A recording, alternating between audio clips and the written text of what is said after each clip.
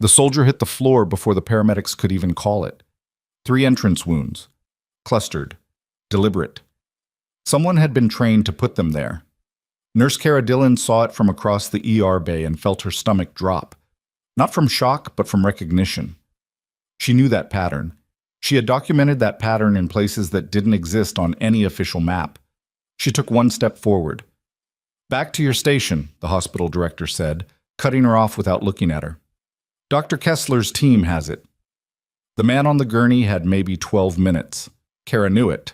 Nobody else in that room did, and they just told her to leave.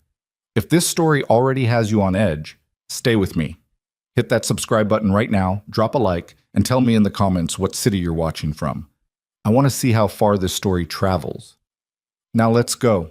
The night Cara Dillon almost walked out of Mercy Hollow Regional Medical Center for the last time started the same way most bad nights did, with someone underestimating her. She had been on her feet for 19 hours straight, not because she was scheduled for a double. She had taken Priya's shift when Priya's kid spiked a fever at noon, and then she had picked up the back half of Dominic's rotation because Dominic had pulled something in his shoulder moving a patient and was useless with a blood draw. Neither of them had asked. Cara had just looked at the board, seen the gaps, and filled them. That was how she operated, quietly, without announcement. Mercy Hollow sat on the edge of Duskfield, Colorado, a city that couldn't decide if it wanted to be a mountain town or a suburb. Population 80-something thousand, depending on which census you believed. The hospital was mid-sized, perpetually understaffed, and run with the particular brand of chaos that comes from too much bureaucracy trying to manage too little budget. The ER smelled like antiseptic and burnt coffee and the faint ghost of cigarette smoke from the ambulance bay, where somebody was always sneaking a cigarette they weren't supposed to have. Cara had worked here for 2 years and 11 months. She knew every broken ceiling tile. She knew which IV pump would alarm falsely if you didn't seat the cassette just right. She knew that the warming cabinet in Trauma 2 ran 4 degrees hot, and you had to account for that. She had learned the building the way a person learns a language, not from a textbook, but from living inside it until it stopped feeling foreign. What she had never learned was how to make herself visible to the people who made decisions. "Wardboard's a mess," she told the charge nurse, Jamie Okafor, at the 9 o'clock huddle. "We've got a chest pain in 4 who's been waiting for cardiology consult for 2 hours. His pressure's been trending down." Jamie nodded without writing anything down. "Kessler's aware." "Is he coming down?"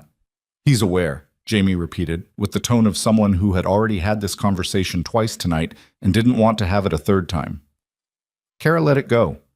She went back to bed 4 and sat with Mr. Aldecoa, 67 years old, former electrician, terrified in the way that big, quiet men sometimes get terrified when their bodies stop obeying them. And she talked him through it. She didn't tell him everything was fine because she didn't know that it was. She told him she was watching him. She told him his numbers were being tracked. She told him the moment anything shifted, she would be right there. He gripped her hand once, briefly, and then let go. That was the part of this job nobody put on a performance review. At 10:47 p.m., the ambulance bay doors crashed open. Cara heard it from the medication room, that specific combination of hydraulic wheeze and metal bang that meant a trauma was rolling fast. She capped the syringe she was prepping, dropped it on the tray, and moved toward the sound before she consciously decided to. The paramedic leading the gurney was breathing hard. Young guy Marcus something. She had seen him before. His voice was clipped and high in a way that meant he was keeping himself together through deliberate effort. Male, appears mid-30s, found down in the Talbot Street parking structure, 3 GSWs to the torso, pressures tanking. We pushed 2 liters en route and barely moved the needle. Cara was already at the bedside rail. She looked at the patient, and something cold moved through her that had nothing to do with temperature. He was wearing civilian clothes, dark jeans, a gray Henley, boots that were too good for the clothes, the kind of boots that cost real money and were chosen for function over style. His face was turned to the side, jaw tight with the specific tension of someone who had trained themselves not to make noise from pain. He was conscious, barely, but that wasn't what stopped her. It was the wounds. 3 entry points, left lateral thorax, spaced in a pattern that was not, could not be, random. That grouping didn't happen from a street shooting. That grouping happened when a shooter had controlled breathing, controlled distance, and a target that had been planned in advance. She had seen it twice before in her life, both times in places she was not supposed to talk about, both times on men who had been specifically chosen to die. Her hands moved to his neck before anyone told her to. Pulse weak, rapid, thready. His oxygen sat was 84 and dropping. "We need to move him to Trauma 1. Trauma 1's occupied." Jamie was at her shoulder. "Dr. Kessler's team is in there with the MVA. Then we use 2. Dr. Kessler needs to authorize. He needs a chest decompression in the next 4 minutes, or we're filling out a different kind of paperwork." Kara kept her voice flat and informational. Not aggressive, just precise. "Get me a 14 gauge and get me Kessler." The patient's hand moved. It was slight, barely a shift of fingers on the gurney rail, but Kara caught it because she was watching everything. She leaned in because she recognized the intention behind it. He was trying to reach her. She put her hand over his. His lips moved. She leaned closer. "Compromised." He couldn't finish. His breath was ragged, catching, the sound of fluid where air should be. "Don't talk," she said quietly. "I've got you." But what she had heard stayed with her, like a splinter she couldn't see but could feel. Dr. Elliot Hartman arrived at 11:02. He was the kind of man who entered rooms as though the room had been waiting for him. Chief of Emergency Medicine, 53 years old, silver-templed, impeccably dressed even at this hour, because Hartman seemed to operate on a separate physical plane where shift work didn't wrinkle his shirt.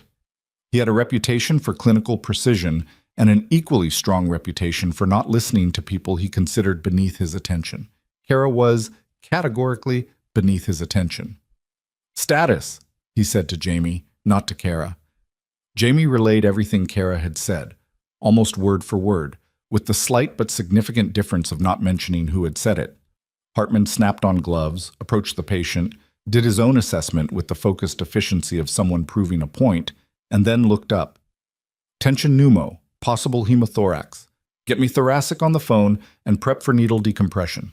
"That's what I—" Kara stopped. Not because she lost her nerve, but because finishing the sentence would take time they didn't have, and the patient was more important than the argument. She was already prepping the needle.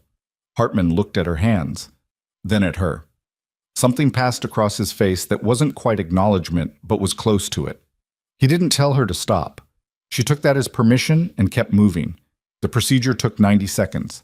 When the pressure released, the patient's oxygen sat began climbing. 86, 88, 91. The room exhaled. Kara stepped back and stripped her gloves. And that was when Director Paul Renwick walked in. Renwick was not a medical man. He held an MBA and a certificate in healthcare administration, and he had been running Mercy Hollow's operations for 3 years on the strength of a cost reduction record that looked better on paper than it felt on the floor. He was 51, heavy through the shoulders, and he wore the expression of a man who considered the ER a liability rather than a function. He looked at the controlled chaos of the room, the nurses moving, the monitors alarming, the patient stabilizing, and his eyes landed on Kara the way eyes sometimes land on the thing that looks out of place. "Who authorized the trauma bay usage, quick?" he asked Hartman. "I did," Hartman said, without looking up from the patient. "I'm asking about the preliminary call, before you arrived." A pause. Hartman said nothing. Renwick turned to Kara directly. "You made the call to bring him in here." "I assessed the patient is critical," Kara said. "I used available resources." "You're a floor nurse." "I'm the person who was standing there." Renwick's expression didn't change, which was somehow worse than if it had. "We have protocols for a reason. You don't have the standing to make trauma bay assignments. That's not me criticizing your instincts. That's me telling you how this hospital functions." "The patient is stabilizing," Renwick said, "under Dr. Hartman's care, which means the situation is handled. And you—" he glanced at the clock on the wall. "You've been on shift since this morning. You're past your hours. Go home, Dylan." The room was quiet in the particular way rooms get when everyone is working very hard to look busy so they don't have to acknowledge what they're witnessing. "I want to monitor the patient for the next hour," Kara said. "His presentation is unusual, and I think—" I didn't ask what you think. It wasn't shouted. It didn't need to be. Renwick said it the way people say things when they've said them before, and they're tired of saying them, which was worse than anger, because it meant he genuinely did not consider her perspective worth the energy of a raised voice. Kara looked at him for a long moment. Then she looked at Hartman, who was busy with the patient's chart and had apparently developed a sudden intense interest in the monitor screen. Then she looked at Jamie, who gave her a microscopic wince that was the closest thing to an apology the charge nurse could offer without creating her own problem. Kara took her stethoscope from her neck and set it on the supply cart. "Fine," she said. "I'll clock out." She walked toward the exit at a pace that wasn't fast enough to look like retreat and wasn't slow enough to look like defiance. Just steady, one foot in front of the other. The security guard at the corridor checkpoint, a young guy named Travis, who she had brought coffee 3 times and who she was pretty sure had a crush on Priya, gave her a look that was half sympathy and half apology. She didn't make eye contact. She didn't trust herself to, right now. The locker room was empty. Her shoes on the tile floor made sounds that echoed. She sat on the bench in front of her locker and didn't open it. 19 hours and 40 minutes. She had come in at 3 in the afternoon on what was supposed to be a day off because someone needed cover, and she had worked through the dinner rush and the post-bar crowd and the 2 car accidents and the allergic reaction and the kid who swallowed a Lego that his mother had been absolutely certain was impossible. And she had done all of it without complaint and with her whole attention, and the way it ended was a man who had never stabilized a tension pneumothorax in his life, telling her she didn't have standing. She put her face in her hands, not crying. She wasn't going to cry about this. She was just tired, in a way that sleep didn't fix. After a minute, she stood up, opened her locker, pulled out her jacket and her bag, and started toward the door. Her phone buzzed. She ignored it. It buzzed again. Then again. Then, a pattern that wasn't random notification buzz. It was rapid, urgent, the kind of sequence you got when multiple alerts were firing at once. She pulled it out. 3 texts from Jamie. "Where are you? Get back here, now." And then the lights went out. Not a flicker, not a brownout. A full, immediate, total blackout. Every light in the locker room died simultaneously. The ventilation system wound down with a descending hum. The emergency generators kicked in after a 4-second gap that felt much longer, bathing everything in the dim yellow-red of backup power, which meant non-essential systems, which meant the main trauma monitors, which meant... Kara was running before she finished the thought. The corridor was already in controlled panic. Staff were moving fast, speaking in the clipped professional shorthand of people who had trained for emergencies, but not quite this emergency. The electronic door locks had failed over to manual. Patient call lights were dark. The central nursing station's monitors were all black. Jamie grabbed her arm as she came through the ER entrance. "Total grid failure," Jamie said, fast and low. "Backup power's only covering OR and ICU. Trauma monitors are down. The patient you brought in, is he on manual monitoring? We're trying to get someone in there, but Hartman's dealing with the MVA patient who's crashing, and we don't have... I've got him." Kara was already moving. "Get me a handheld pulse ox and a BP cuff. Manual. Now." She pushed through the trauma bay door. The room was dim, lit only by the small battery-powered emergency light in the corner that threw everything into flat shadow. The patient was where she had left him, but his body language had changed. He was moving. Not the random movement of someone in distress, deliberate movement. His right hand was reaching under the thin hospital pillow. "Hey!" She crossed the room fast. "Hey, don't..." He grabbed her wrist. His grip was not the grip of a critically injured man. It was precise and controlled, and his eyes, when they found hers in the dim light, were fully focused. "They're already inside," he said. His voice was low and rough but clear. This wasn't a power failure. They cut the grid. "Who cut..." "Listen to me." He tightened his grip. "I need you to understand something before they get to this floor. I need you to understand what I'm carrying and why they can't..." He coughed, once, hard, and the clarity in his eyes flickered. He was fighting to stay conscious, and he was winning, but it was costing him. "The unit, Halcyon. You know what that is?" The word landed like something dropped from a height. Kara went very still. She did know what that was. She knew it in the way you know something you were debriefed about and told to forget, something that had your signature on a form in a file that officially didn't exist. She knew it because 3 years ago, in a forward operating base outside a city she still couldn't name publicly, she had treated 4 men from a unit that didn't appear in any command structure she was given, and the officer who debriefed her afterward had been very specific about the word classified, and very specific about what happened to people who forgot what that word meant. She stared at the man on the gurney. "Who are you?" she said. But before he could answer, she heard it, from the corridor, from the direction of the service elevators, the specific sound of boots moving in coordinated pairs. Not hospital staff, not the shuffling, task-focused movement of medical personnel. This was different.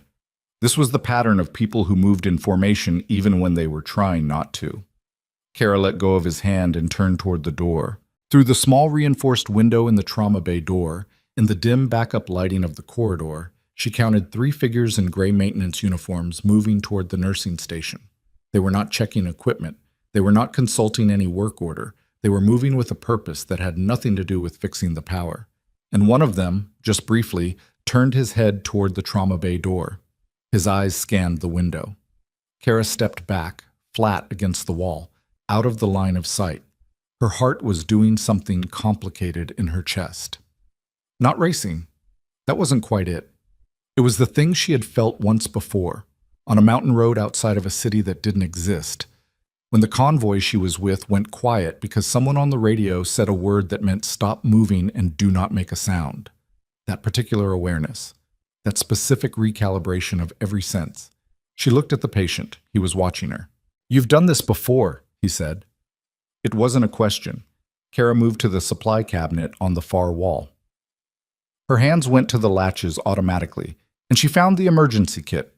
Red case, white cross, the one every trauma bay had to have by code. She pulled it out, set it on the counter, and opened it. Her hands were steady. "I need you to be quiet," she said, "and I need you to trust me. Can you do that?" A pause. "Yeah," he said, "I can do that." She pulled the SAT monitor lead and attached it to his finger using the battery-powered portable unit from the kit. His oxygen was holding. 94, stable. His pulse was elevated but not critical. The decompression had bought them time. She moved to the door and looked through the window again. The 3 figures had split. One was near the nursing station. One had gone down the corridor toward the waiting room. The third was unaccounted for. Kara stepped back and scanned the trauma bay. It was approximately 30 feet by 20 feet. One main entrance. One supply corridor access in the back that connected to the sterile supply route. The supply corridor door required a key card, but in a grid failure, the electronic locks defaulted to... She crossed the room, pressed the handle on the supply corridor door. It opened. She turned to the patient. "Can you walk if I help you?" He looked at the IV line in his arm. "If you unhook me." "I'm not unhooking you. The bag comes with us." She found an IV pole in the corner, clamped the bag to it, and handed him the pole. He sat up, slowly, with the kind of careful, managed movement of someone working through significant pain with significant discipline, and swung his legs over the side of the gurney. "This is going to hurt," she said. "Already hurts. More, I mean. I know what you mean." He stood. His face went gray for about 3 seconds and then came back. He gripped the pole and looked at her, and in the dim red-yellow light of the backup emergency lamp, she saw something that she recognized because she had seen it in mirrors in forward operating bases at 3 in the morning. The expression of someone who was running on the last part of their reserve and knew it and was going to keep running anyway. She put her hand on his arm, not holding him up, just there. Contact. Grounding. "With me," she said.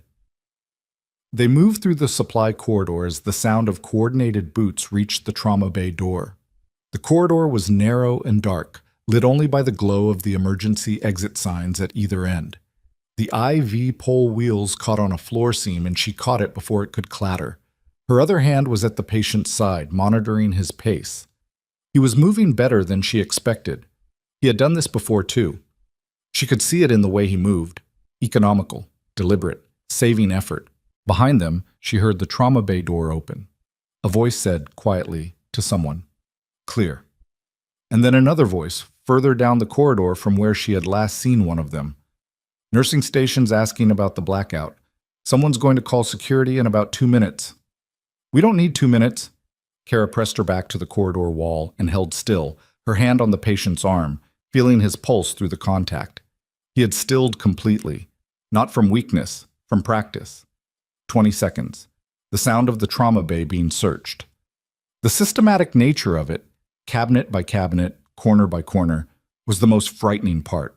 Not frantic, not rushed, methodical. These were people who had done this in conditions much harder than a dimly lit hospital trauma bay. Then the sound moved, back toward the main corridor. Kara didn't move for another 30 seconds after that. Then she exhaled. "We need to get you somewhere with a lock and a sightline to 2 exits," she said quietly. "You're thinking tactically," he said. "I'm thinking like someone who doesn't want to get you killed after the work I already put in."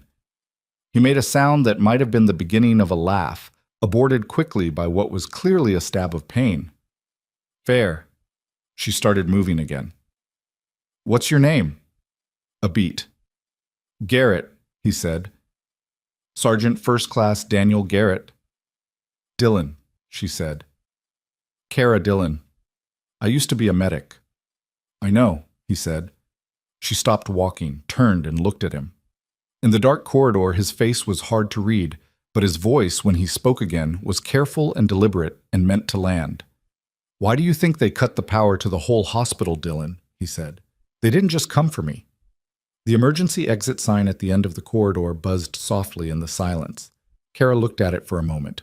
Then she started moving again, faster this time, her mind already 3 steps ahead, her hands already steady.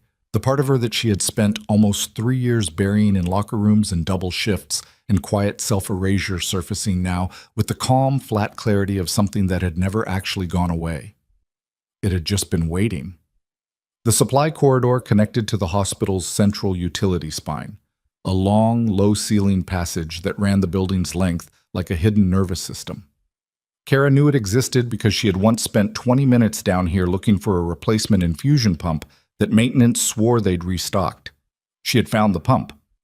She had also found that the corridor was a maze that most staff avoided because it was confusing and loud with the constant mechanical noise of HVAC systems and electrical conduit. Right now, that noise was an advantage. She moved Garrett through it with one hand on the IV pole and one hand near his side, not touching but ready, monitoring his gait the way she'd learned to monitor things, constantly, peripherally, without making it obvious. He was holding up better than he should have been. That bothered her slightly, the same way any outlier bothered her. People in his condition didn't move this well unless something in their training had recalibrated what pain response looked like, which meant he was probably hurting more than he was showing, which meant she needed to watch him more carefully, not less. "Storage room," she said quietly. "End of this corridor, second left. It's not on the main floor plan." "How do you know that?" "Infusion pump." He didn't ask her to explain. She appreciated that. The storage room was exactly where she remembered it. A heavy door marked biomedical equip/no patient access that was perpetually ignored by everyone except the biomed tech who came through twice a month. She tried the handle. Unlocked, because of course in a grid failure the card reader was dead. She pushed it open.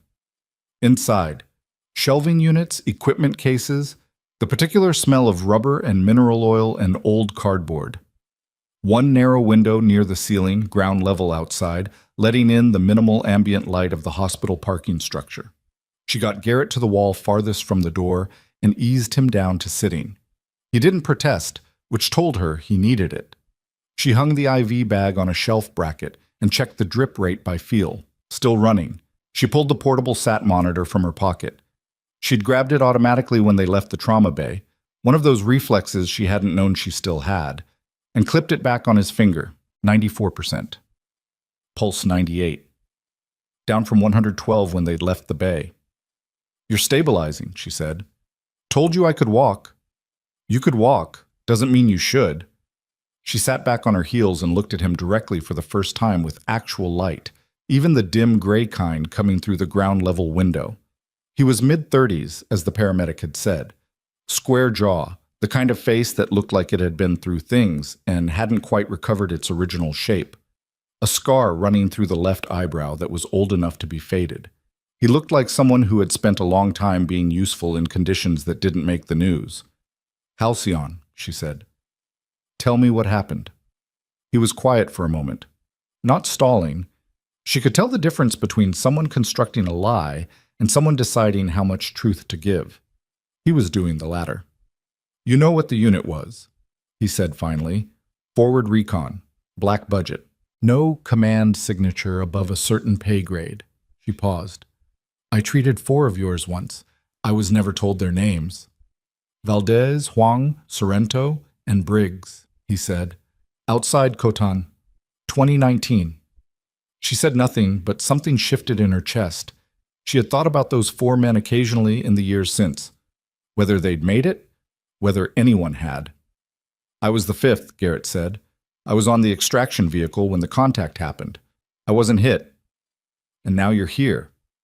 "Now I'm here." He looked at the window. "The unit was deactivated 8 months ago. Official story is budget reallocation. Real story is that 2 of our operations were sold. Not compromised, sold. Someone in the contractor pipeline was moving mission data to private buyers. We lost people because of it." Kara kept her expression neutral. "How many?" "Officially, none. We don't exist, remember?" His voice was flat, not bitter. He'd passed through bitter and come out somewhere quieter on the other side. "I've been building a file for 6 months. Financial records, communication intercepts, identity documentation, enough to name the specific individuals who facilitated the transactions." "Where's the file?" He tapped his chest. "Left side, below the entry wounds." She stared at him. "It's not physical," he said. "Encrypted data.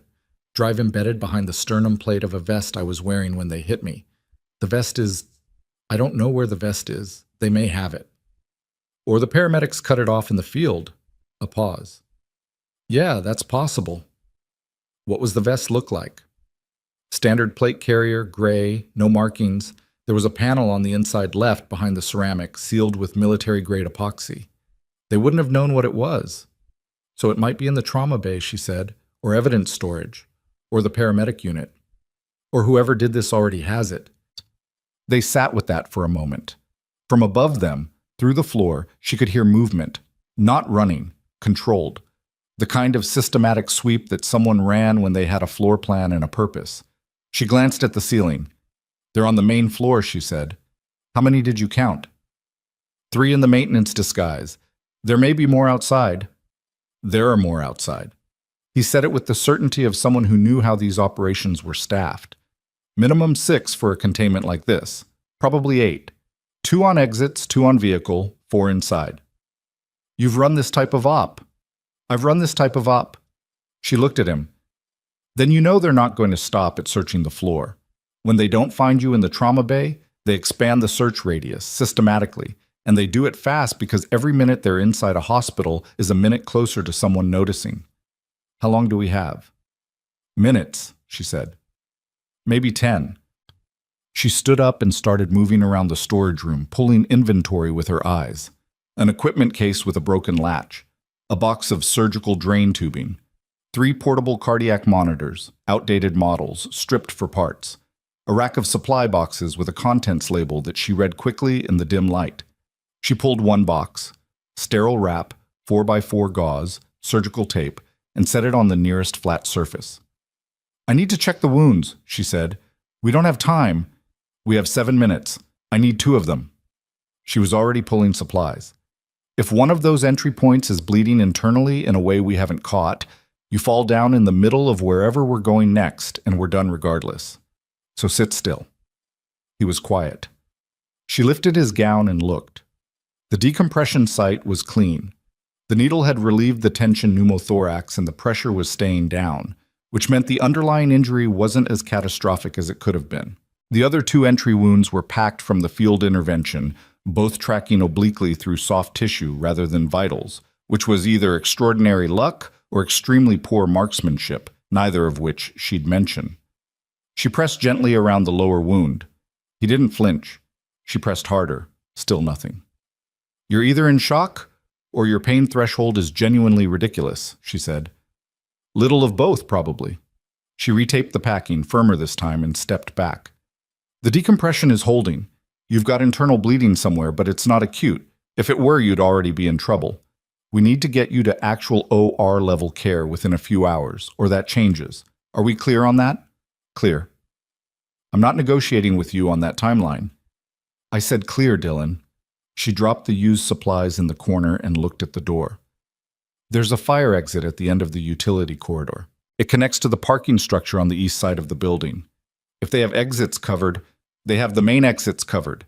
The utility fire exit comes out behind the mechanical equipment. It's not on the public floor plan. She looked at him. It's also not where I'm suggesting we go. I'm suggesting we go back up. He looked at her. Back up, he repeated. The people looking for you expect you to be trying to get out of the building, and you're in no condition to run a parking structure in the dark. But if we go back to the main floor... She paused, working through it. I know this building. I know where the sight lines are. I know which corridors bottleneck. I know where the security desk keeps the manual protocols. And more importantly, I know that in about 4 minutes, the nursing staff is going to realize they've got a critical patient missing from the trauma bay. And when they raise the alarm, this building gets complicated for everyone, including them. Garrett looked at her for a long moment. You're going to use the alarm as cover, he said.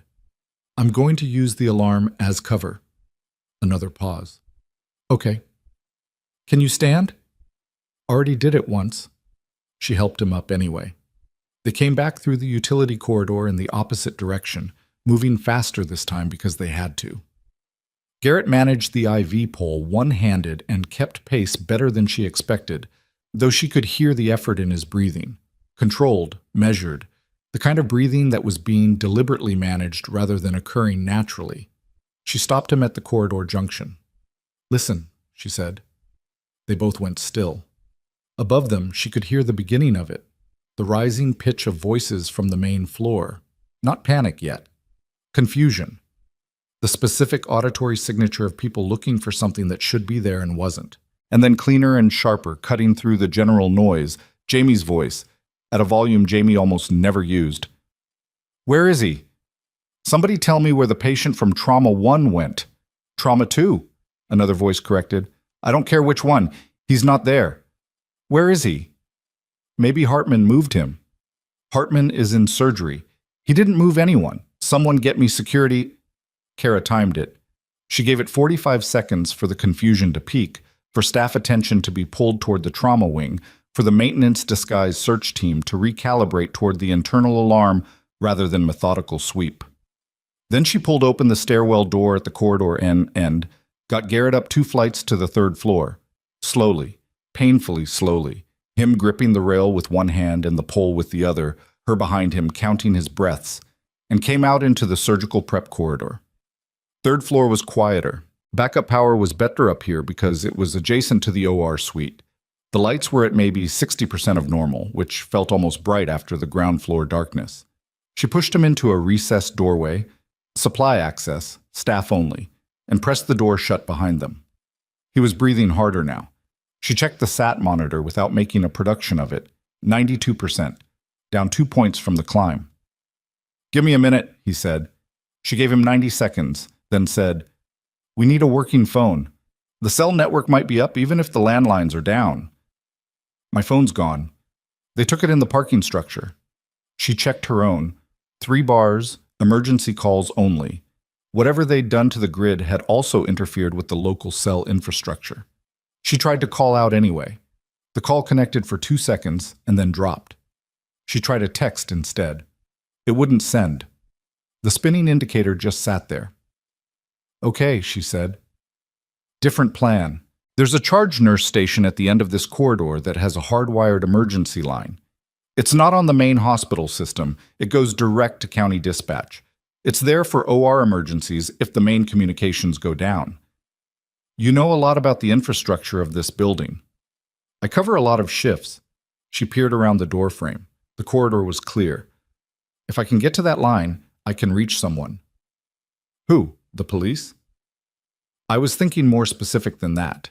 He looked at her. The people who know about Halcyon aren't going to be reachable through normal channels, he said. It wasn't a challenge. It was information, offered carefully. I know that, she said, but I know a number that isn't a normal channel. Another pause. He was reading her the way she imagined he read situations professionally. What number? After you got out of that base outside Khotan, the officer who did my debrief gave me a contact number. He said it was for emergencies only, and that I'd know an emergency when I was in one. She looked at the corridor again. I think this qualifies. You remember the number? She tapped her temple. I remember things I'm told to forget. It's a problem I've had since childhood. She didn't wait for his response. She moved down the corridor in the low light, staying close to the wall, checking the charge station from 10 feet away before she crossed to it. No one in sight. She went to the hardwired console, an older unit, beige plastic, the kind of landline that hadn't been updated since the hospital's last major renovation because no one thought about the backup systems until they needed them. She picked it up. Dial tone. She exhaled. She dialed from memory, the way she'd rehearsed it in her head occasionally, the way you rehearse evacuation routes, not because you expect to use them, but because not knowing the route is a specific kind of carelessness she didn't allow herself. It rang 3 times. A voice answered. Male, flat, completely devoid of the standard greeting you'd expect from any number at this hour. Just go. This is Cara Dillon. I was attached to the 312th Medical Evacuation Unit out of Fort Callum as a contracted specialist. I treated 4 members of Halcyon in 2019. Post-debrief was conducted by I never got his name. He had a scar on his left hand. I have one of yours. He's alive and he's here, and so are the people who tried to make sure he wasn't. Silence on the line for approximately 5 seconds. Not disconnection. Processing. Then, location. Mercy Hollow Regional Medical Center, Duskfield, Colorado, 3rd floor surgical corridor, east wing. Copy. Do not move him. Do not engage further. Are you armed? No. Do you need to be? She thought about the 3 people in maintenance uniforms moving through the trauma floor. She thought about Garrett's breathing. She thought about the fact that she had managed to keep a critically injured man alive for the last 45 minutes using a portable sat monitor, a needle, and a supply corridor she'd found by accident looking for an infusion pump. I'll manage, she said. We'll have eyes on your location in... A pause. The voice consulted something. 22 minutes. That's a long time. It's what we have. Hold position. The line went quiet without a formal goodbye. She set the receiver back in the cradle. 22 minutes. She walked back to where she'd left Garrett, and he read her face before she could speak. How long? He asked. 22 minutes. He nodded once. Like it was acceptable. Like 22 minutes in a hospital with active hostile operatives was a reasonable number he could work with. She suspected this was not the longest he had ever held a position. All right, she said. We need to stay on this floor, but we can't stay in this doorway. If they sweep up from the ground floor... She heard the stairwell door at the far end of the corridor open. Not the one they'd come through. The other one. She grabbed Garrett's arm and pulled him back against the wall, pressing them both into the recessed doorway as footsteps came down the corridor. One set. Moving with that same terrible purpose she'd heard in the trauma bay, that specific absence of the normal navigational hesitation that ordinary people have in unfamiliar spaces. Whoever was coming knew this floor, or had a layout. She looked at Garrett. He was already looking at the door behind them. The supply access door, which she had pulled mostly shut. He reached back and tried the handle. Locked. The keycard reader beside it had a faint red glow, which meant this particular lock had stayed on standard power. She pulled her badge from her scrub pocket. The hospital card was an electronic fob. It worked on standard reader locks regardless of the grid failure, on a separate low-voltage backup. She swiped it. The reader went green. She pulled the door open. They slid inside. Through the small gap she held at the door's edge, she watched the figure come down the corridor. Maintenance uniform. Compact, with the particular way of moving that told her this was someone with significant tactical training who was just barely performing the maintenance cover. He was holding something at his right side that wasn't a tool. He stopped near the charge station. She watched him look at the phone. He reached out and checked the handset.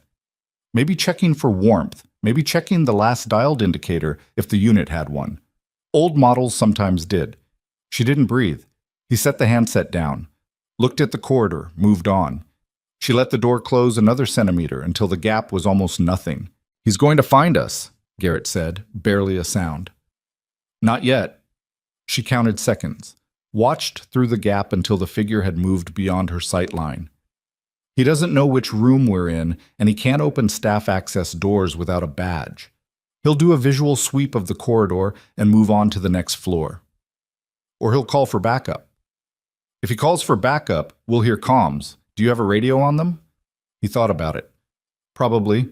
Earpiece, encrypted short range. Then we won't hear anything, but we'll see the response." She turned to look at the supply room properly. Full shelving, medical supplies in quantity, and in the back corner, an intercom unit, one of the older wall-mounted intercoms from when this floor was a general surgical ward before the renovation. Long disabled. She crossed to it and looked at the wiring behind the unit. The primary lines were dead, but there was a secondary wire, she traced it with her fingers, that ran to the OR suite intercom circuit, which was on independent emergency power. "I need something to strip wire," she said. "What are you doing?"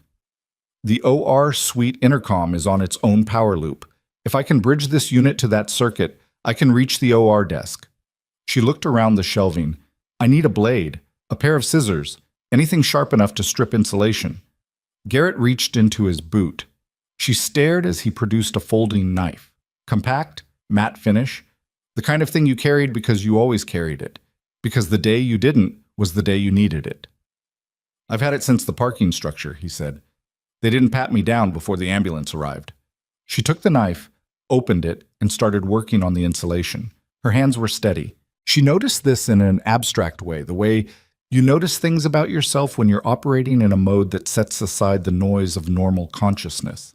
In her regular life, in the Cara Dillon who covered extra shifts and deflected condescension from directors and went home to a one-bedroom apartment with a dead plant she kept forgetting to replace.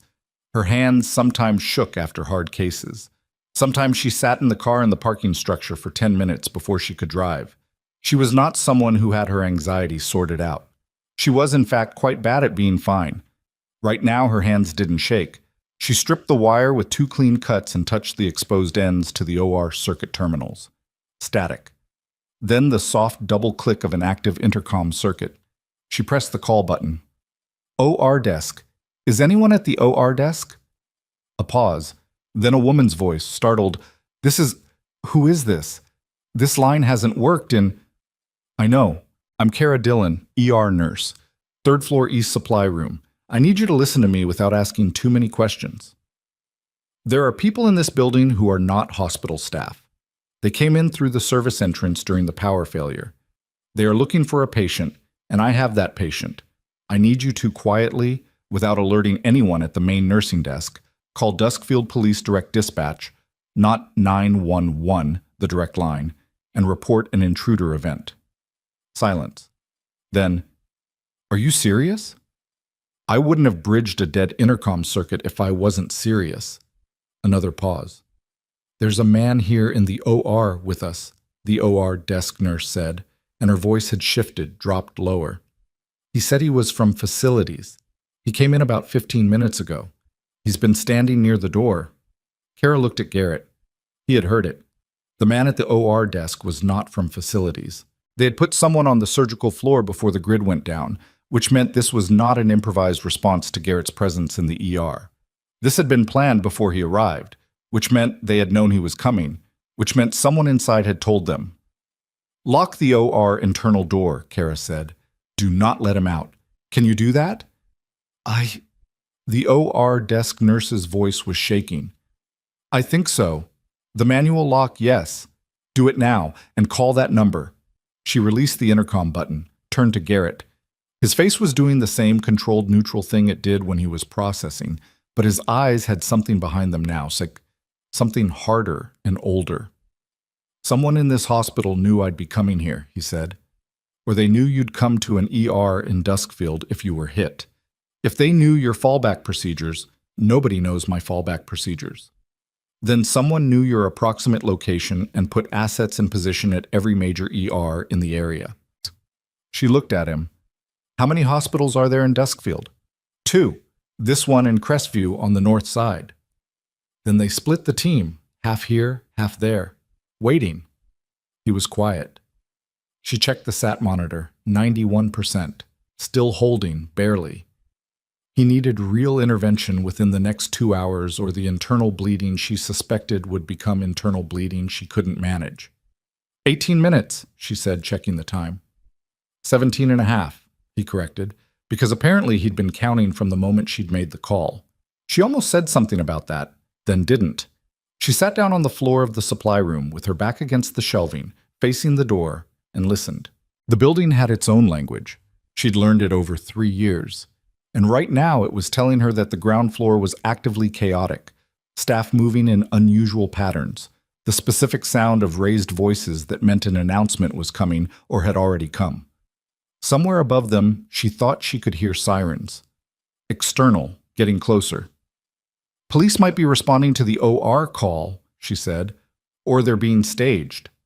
Garrett had also lowered himself to sitting, his back to the opposite shelf. The knife was back in his boot. He looked exhausted in a way that was different from his earlier managed exhaustion. He was getting closer to the edge of what willpower could compensate for. "You should stay still," she said. "I'm sitting on a supply room floor." "You should stay still and not talk." "You want to tell me why you did it?" he said. She looked at him. "Any of it," he said. "You were clocked out. You were 2 minutes from the exit. You could have gone home, filed an incident report, and had zero connection to any of this." She thought about Director Renwick's voice. "You don't have standing." She thought about Jamie's careful avoidance of eye contact. She thought about Hartman's sudden interest in the monitor screen. She thought about 19 hours and 40 minutes and the way it had ended. "The wounds," she said finally. "I saw the wounds and I recognized them, and I couldn't make myself not know what I was looking at." She paused. "I've been trying to do that for 3 years. Not know things, not see things. Be a regular ER nurse who does regular ER nursing and goes home at a regular hour." A beat. "Turns out, I'm not particularly good at it." Garrett said nothing. From somewhere in the building, not the floor above, not the floor below, but this floor, close, she heard a door, and then footsteps. More than one person this time. She was on her feet before she'd made a conscious choice about it. She pressed her eye to the gap of the supply room door. 2 figures now, moving together down the corridor from the direction of the OR suite. One in the maintenance uniform, one in street clothes, dark jacket, unremarkable, the kind of nothing clothing that was chosen specifically to be nothing. They were moving quickly, not running, but not searching anymore. They were moving like they knew where they were going. She looked back at Garrett. He was up. She hadn't heard him stand. "They made us," she said quietly. "OR desk," he said. The man inside heard the intercom call. Of course. She'd been talking on an open circuit, loud enough for the OR desk nurse to hear her, and loud enough for the man standing at the OR suite door to hear her voice through the wall. She scanned the room. Shelving, equipment, one door, no windows. The footsteps stopped outside. A beat of silence. Then a voice, not loud, but close. "We know you're in there. I need you to come out. Nobody here is going to get hurt." Kara stood in the dim supply room with her back straight and her jaw tight, looking at the door between her and that voice, and she thought about what she had and didn't have. She had a patient who needed surgery. She had a dead intercom and a knife she'd already returned. She had 14 minutes until someone who had answered a phone at 2 in the morning showed up to a hospital in Colorado, and she had absolutely no guarantee of what state things would be in when they arrived. She also had 3 years of being told she didn't have standing. She looked at Garrett. He was watching her with an expression that was waiting, not desperate. The expression of a soldier who has identified the decision point and is waiting to see how the person in command calls it. And that, more than anything else, was what straightened her spine. She put her hand flat on the door. "Last chance," the voice outside said. She said quietly to Garrett, "Get against the back wall, left side. Don't move until I tell you." He moved. She took a breath, and she opened the door. The 2 figures were directly in front of her. The maintenance uniform one on the left, the street clothes one on the right, and they had one clear tactical advantage over her, which was that they were expecting her to be afraid, because she was a nurse who had been hiding in a supply room. What they were not expecting was for her to step fully into the corridor and pull the door shut behind her, cutting off Garrett's location as a reference point, and then stand there with her hands at her sides and her expression completely calm, and look at them the way she had learned to look at very bad situations from very close range. "My patient needs surgery," she said, "and I have about 13 minutes before this building becomes extremely complicated for everyone who doesn't belong here. I'd encourage you to use that time productively." The man in the maintenance uniform reached toward his left side, and that was when the east stairwell door exploded open. Not from below, from the roof access above. The first figure through the door was wearing tactical gear with no visible insignia, moving with the specific controlled aggression of someone breaching a space on purpose and with training, and behind that figure were three more, and the corridor filled very quickly with the kind of presence that changed the geometry of every other person in it. The man in the maintenance uniform froze. The voice that cut through the corridor came from behind Kara, from the figure now positioned at her left shoulder, close enough that she could hear the radio traffic through the earpiece, close enough that when the figure spoke, she recognized it was directed entirely at the two men in front of her. "Federal authority, hands where I can see them. Do not make this a problem." The maintenance uniform man dropped his hand away from his left side. The street clothes man raised both hands, and in the ringing silence that followed, with the corridor secured and the sound of more boots on the stairs, and the distant sound of sirens that were finally arriving at the hospital's main entrance, the figure at Kara's shoulder turned to look at her. Dark tactical vest, no insignia, a face she had never seen before, and also, somehow, a face that made sense to look at here, in this context, at this hour. "Medic Dillon," the figure said, and Kara's breath left her slowly, because those two words, that combination, her name and the title she'd buried 3 years ago in a locker room, just like the one she'd nearly walked out of an hour ago, hit her somewhere she wasn't ready for them to hit. She nodded. "Your patient," the figure said. "Where is he?" She reached back and pushed open the supply room door. Garrett was against the back wall, left side, exactly where she'd told him to be. He looked at the tactical figure in the doorway. The figure looked at him. Something passed between them that Kara didn't have language for. Some specific recognition that existed in a space she had been adjacent to, but never inside. "Sergeant," the figure said. "Major," Garrett said, and then, because he had used up every reserve he had getting through the last 40 minutes, he slid down the wall to sitting, caught himself on one arm, and didn't quite make it look controlled.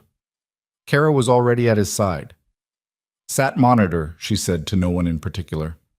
"He needs volume. He needs imaging, and he needs an OR in the next 90 minutes.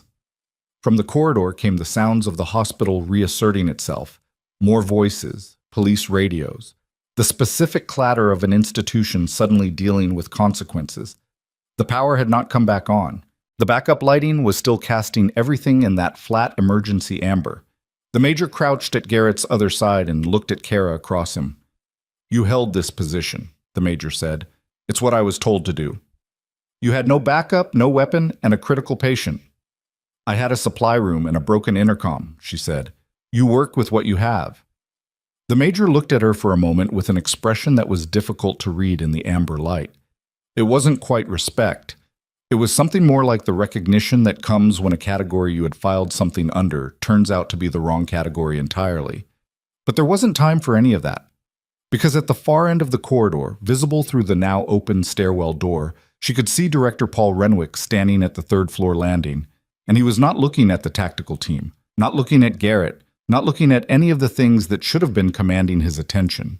He was looking at Kara, and the expression on his face was not what she expected. It wasn't shock. It wasn't guilt. It was something calculating, something that flickered with options the way a man's face flickers when he's still trying to find a move in a game he should have already conceded. And in the half-second before he turned away, she saw his hand go to his jacket pocket. "Hold him," she said. The major looked up, but Renwick had already turned and was moving back down the stairs, and what Kara had seen in his jacket pocket before it disappeared, the edge of it, The slight rectangular angle she had seen before on people who were attempting to destroy small pieces of evidence quickly was not a phone. Two of the tactical team were already moving before Kara finished the word. She didn't wait to watch them. She turned back to Garrett because Garrett was her immediate problem and Renwick was theirs, and she had learned a long time ago that you had to trust the people on your left and right to handle their quadrant while you handled yours. She pressed 2 fingers to his neck. Pulse was weaker, not dramatically but measurably, and measurement was everything right now. "He needs volume," she said to the major. "Do your people have a field kit?" "Medic's on the way up." "How far?" "1 floor." "Get them here faster." The major said something into the radio on his shoulder, and Kara kept her fingers on Garrett's pulse and counted. His SAT had dropped to 89. The internal bleeding she had suspected was no longer theoretical. It was progressing, slowly, but inevitably, the way these things always progressed when you couldn't get a patient to imaging. "Still here," Garrett said, without opening his eyes. "I can tell," she said. "Stop using energy to reassure me." "You looked worried." "I am worried. That's different from needing you to fix it." The medic came through the stairwell door at a pace that told her someone had communicated urgency properly. Female, compact, moving with the efficiency of someone who had run this scenario in conditions significantly worse than a hospital corridor. She dropped to a knee at Garrett's other side and opened the field kit in the same motion. Kara gave her the rundown in 30 seconds flat.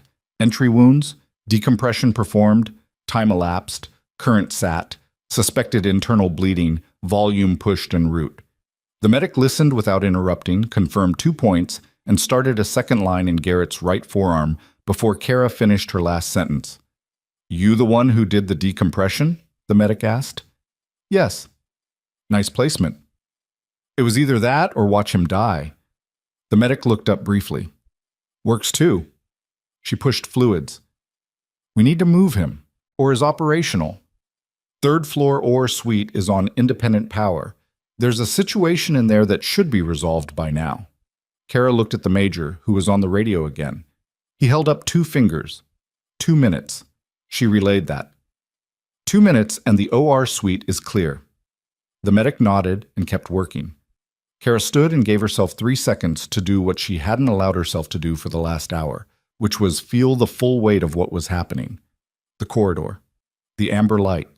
The sound of boots and radio traffic, and somewhere below them, the hospital in controlled chaos. Garrett on the floor with a second IV running and his face pale and his breathing managed and deliberate. She had kept him alive. Against everything, he was still alive. She allowed herself those 3 seconds, and then she was done with them, because the major had moved to her shoulder and his voice had the particular quality of information that was about to require her attention. "Renwick," he said. "He didn't make the exit. We have him at the 2nd floor landing." "What was in his pocket?" "A data card, small format. He dropped it when my team intercepted him. It's intact." Kara exhaled. "What's on it?" "We don't know yet, but we found something else." The major paused. "His access logs. His card reader history from the last 72 hours. He accessed the ambulance bay receiving records 4 times in the last 3 days. Specifically, the patient intake routing system." She looked at him. He knew Garrett was coming. He knew someone was coming, someone with a specific injury pattern and no listed next of kin. A pause. "The intake routing system has a flag protocol. Certain patient profiles trigger a silent alert to a designated administrator account. It's designed for VIP patients, litigation risk, press situations." "He modified it," Kara said, "to flag a different kind of patient." "We believe so. The flag was set 8 days ago." 8 days ago, before Garrett was even shot, which meant Renwick hadn't responded to Garrett's arrival. He had been waiting for it, or for someone like him. "Where is he now?" Kara asked. "2nd floor conference room. 2 of mine are with him." "I want to see him." The major looked at her for a moment with the same evaluating expression he'd used earlier. "That's not standard procedure." "I'm not standard anything right now," she said, "and I have information he doesn't know I have." He held her gaze. Then, 5 minutes, after Garrett is transferred to OR prep. She went back to help with the transfer. It took 8 minutes, not 5, because Garrett's pressure dipped during the movement, and they had to stop on the second-floor landing while the medic pushed a bolus and waited for stabilization. Kara held the bag, monitored the line, and counted his respirations while the tactical team stood in the stairwell around them with the patience of people who understood that the body operated on its own timeline regardless of operational urgency. When the pressure came back up, 94 systolic, enough, they moved again. At the OR suite doors, the OR desk nurse was waiting. She was maybe 25, with the red-rimmed eyes of someone who had spent the last 40 minutes in a locked room with a man she was afraid of and was only now allowing herself to show it. She looked at Kara. "The man from facilities," she said. "He's contained," Kara said. "You did exactly right. What's your name?" "Reyes. Sophia Reyes." "You locked the door when I told you to." "I almost didn't," Sophia said. "He was very—" She stopped. "He was very calm. That was the worst part. He just stood there and acted like he had every right to be there." "They always do," Kara said. "You did right." She held Sophia's gaze for a second because Sophia needed someone to hold her gaze for a second, and then she handed off Garrett to the OR team and the medic and turned toward the second floor. The conference room was at the end of the administrative corridor, a room she had been in exactly once for a mandatory staff meeting about patient satisfaction scores. Round table, wall-mounted screen, window overlooking the hospital's rear parking area, now populated with police cruisers and 2 unmarked vehicles. Renwick was sitting at the table. He was not restrained. He was sitting in a chair with his jacket on the table in front of him and his hands folded and the specific stillness of a man who had decided that the best available move was stillness. The 2 tactical figures stood at either side of the door and did not acknowledge Kara when she entered. She sat down across from him. He looked at her. His expression had recalibrated from what she had seen in the corridor. The flickering calculation was gone, replaced with something that was trying to be neutral and almost managing it. He looked like a man who had spent 20 years mastering the performance of reasonableness. "Dylan," he said, "I think there's been a significant misunderstanding tonight. You modified the patient intake routing system to flag unidentified trauma patients with no next of kin," she said. 8 days ago, you were waiting." A pause. "Not long enough to be guilt, long enough to be recalculation." "That's a serious accusation," he said. "It's a fact. Your access logs confirm it."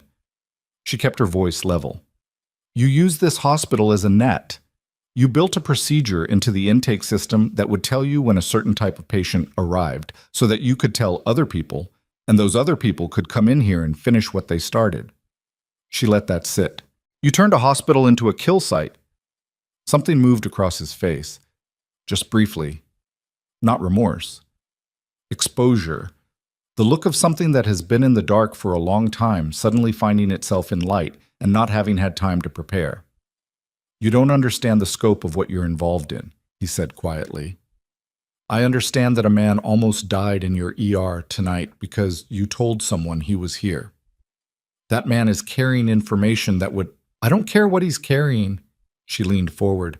"I care that your staff ran toward a building in crisis tonight because that's what they're trained to do, and you used their building against them.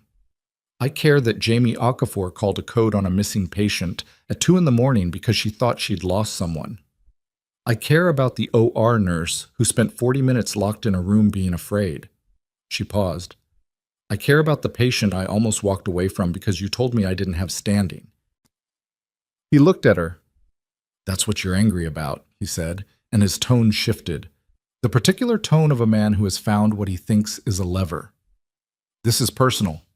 "It's both," she said. "Things can be both." He started to say something else, and that was when the door opened and a man Kara had not seen before entered the room. Older, in civilian clothes, dark suit, no tie, the kind of unremarkable presentation that represented a very specific category of official. He looked at Renwick, then at Kara, then at the tactical figures at the door. "Director Renwick," he said, "my name is Agent Warren Fitch. I'm with the Defense Criminal Investigative Service. I need to advise you that you are being detained in connection with a federal investigation, and that anything you say from this point forward—" Renwick stood up. Fast. The chair scraped back. Both tactical figures moved simultaneously, but Renwick wasn't going anywhere. He was standing because he was the kind of man who couldn't receive this sitting down. He stood and he looked at Kara across the table, and his jaw was tight, and his voice, when he found it, was low and directed entirely at her. "You have no idea what you've just done," he said. "I kept my patient alive," she said. "Everything else is yours." Fitch stepped forward. The tactical figures moved with him, and Renwick, who had told her she didn't have standing, who had dismissed her in front of a room full of people who hadn't said anything, who had built a mechanism of death into the hospital intake system, and then straightened his tie and gone back to his office. Renwick looked at Kara Dillon one more time before the men moved him toward the door, and she looked back. She did not look away first. He was 2 steps from the door when his phone, still in his jacket on the table, lit up with an incoming call. Everyone stopped. The screen was face up. The number on it was not a contact name. It was a number, raw, with a Colorado area code. And beneath the incoming call notification, visible for the 3 seconds before Fitch crossed the room and turned it face down, was a notification from an app she recognized, a secure delete application, triggered remotely. Someone had just tried to wipe Renwick's phone from outside the building. Fitch picked up the phone and looked at it and said something to one of the tactical figures that Kara couldn't hear. The figure moved immediately toward the door, speaking into the radio. Kara was already at the window. The rear parking area was lit by cruiser lights and floodlights from the tactical vehicles, and most of it was visible from here. Most of it. At the far edge of the lot, at the perimeter where the hospital property boundary met the access road, a dark sedan was parked with its lights off. As she watched, it moved, slow at first and then faster, pulling toward the access road's far exit, the one that connected to the service road rather than the main street, the one that the police response hadn't blocked because it wasn't on the standard approach. "There's a vehicle," she said. "Far end, service exit, no lights?" "We see it," the major said from the doorway. He was already on the radio. "All units, dark sedan, service road egress. Intercept now." She watched the car reach the service road and accelerate. For a long moment, in the floodlit dark, it was just a pair of taillights getting smaller. And then, from the direction of the main road, headlights appeared. Multiple. Moving fast toward the service road junction. Not police cruisers. The lights were wrong for that. Too bright, and too evenly spaced. The specific light configuration of larger vehicles. The sedan braked, reversed, was blocked on the other side now by one of the unmarked vehicles that had repositioned. It sat in the service road between 2 sets of headlights and did not move. Kara let out a breath she had been holding for what felt like several minutes. Behind her, she heard Renwick's voice.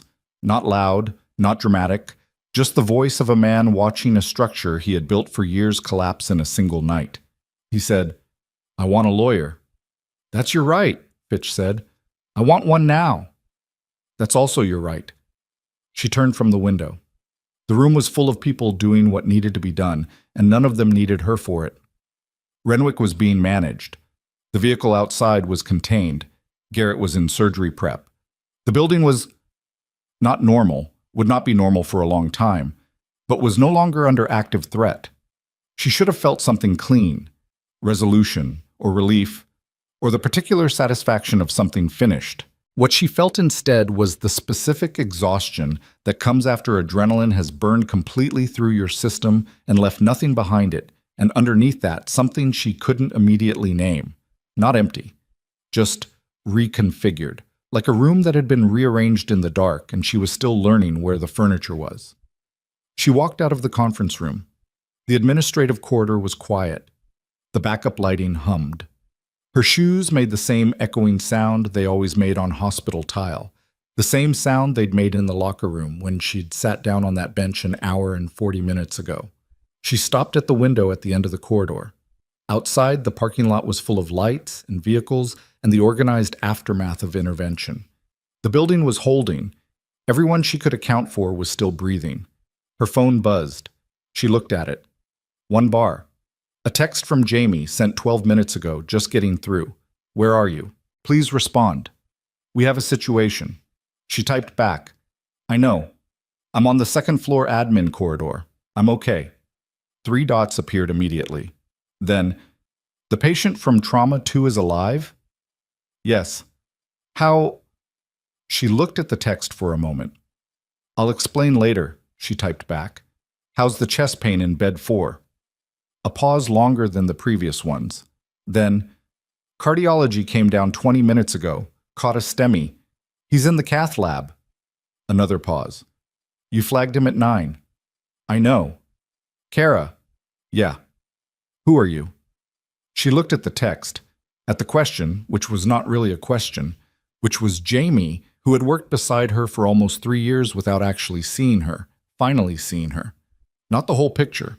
Nobody was seeing the whole picture tonight, but the outline of it, the shape of something that didn't fit the category it had been filed in. She started to type an answer, and then the lights came back on. Not the backup amber. The real lights. Full power, fluorescent, flooding the corridor with the harsh, ordinary brightness of a hospital at 4 in the morning, and with it, the sound of systems coming back online. Elevator mechanisms engaging, monitors rebooting, the PA system clicking through its startup tone. And over the PA, in the sudden loud normalcy of a restored hospital, a voice that was not Jamie's voice and not the major's voice, a voice she didn't recognize, male, controlled, not affiliated with anyone she had spoken to tonight, said, "Attention Mercy Hollow staff. This is a security notification. All personnel are asked to report to their stations immediately.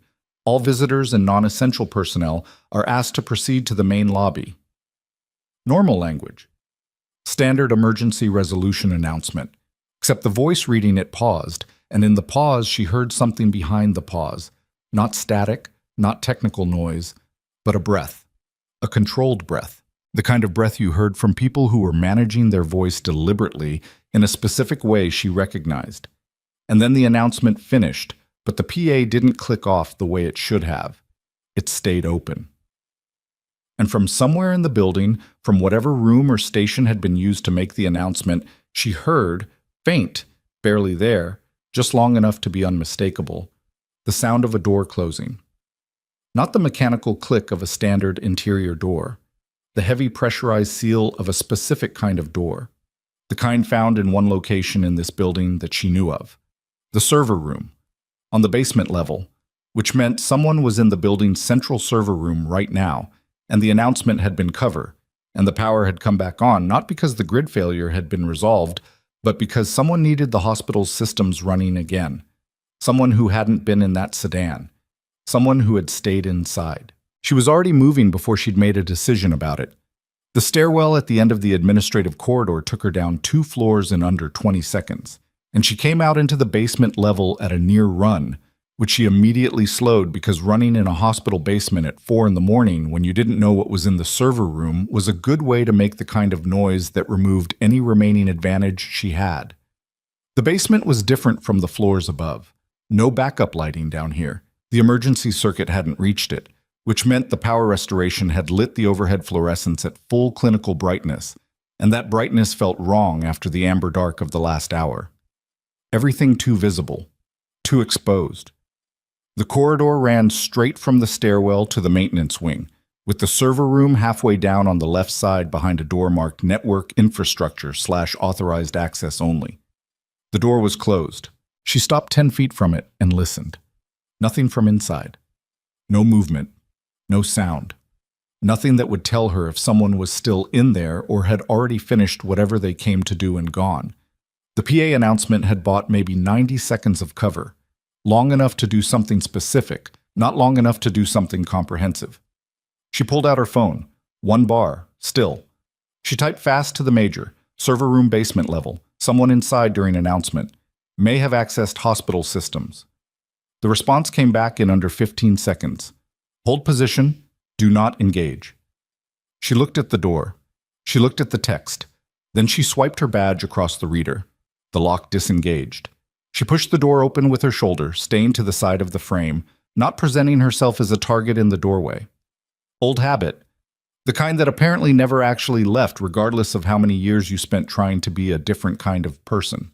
The server room was empty, or appeared to be. 2 rows of rack-mounted servers down the center, floor to ceiling, with the constant noise of cooling fans that she'd heard through the door and mistaken for silence.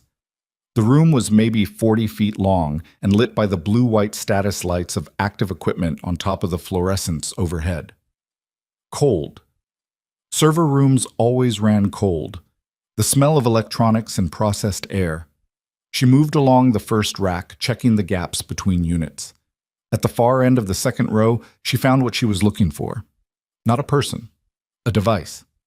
Small, matte black, approximately the size of a deck of cards, clipped to the back of a rack unit with a magnetic mount and connected to the hospital's main network switch via a cable that had been pulled from one port and replaced with the device's own connection.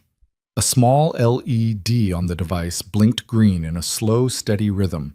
She knew what it was. Not from nursing school.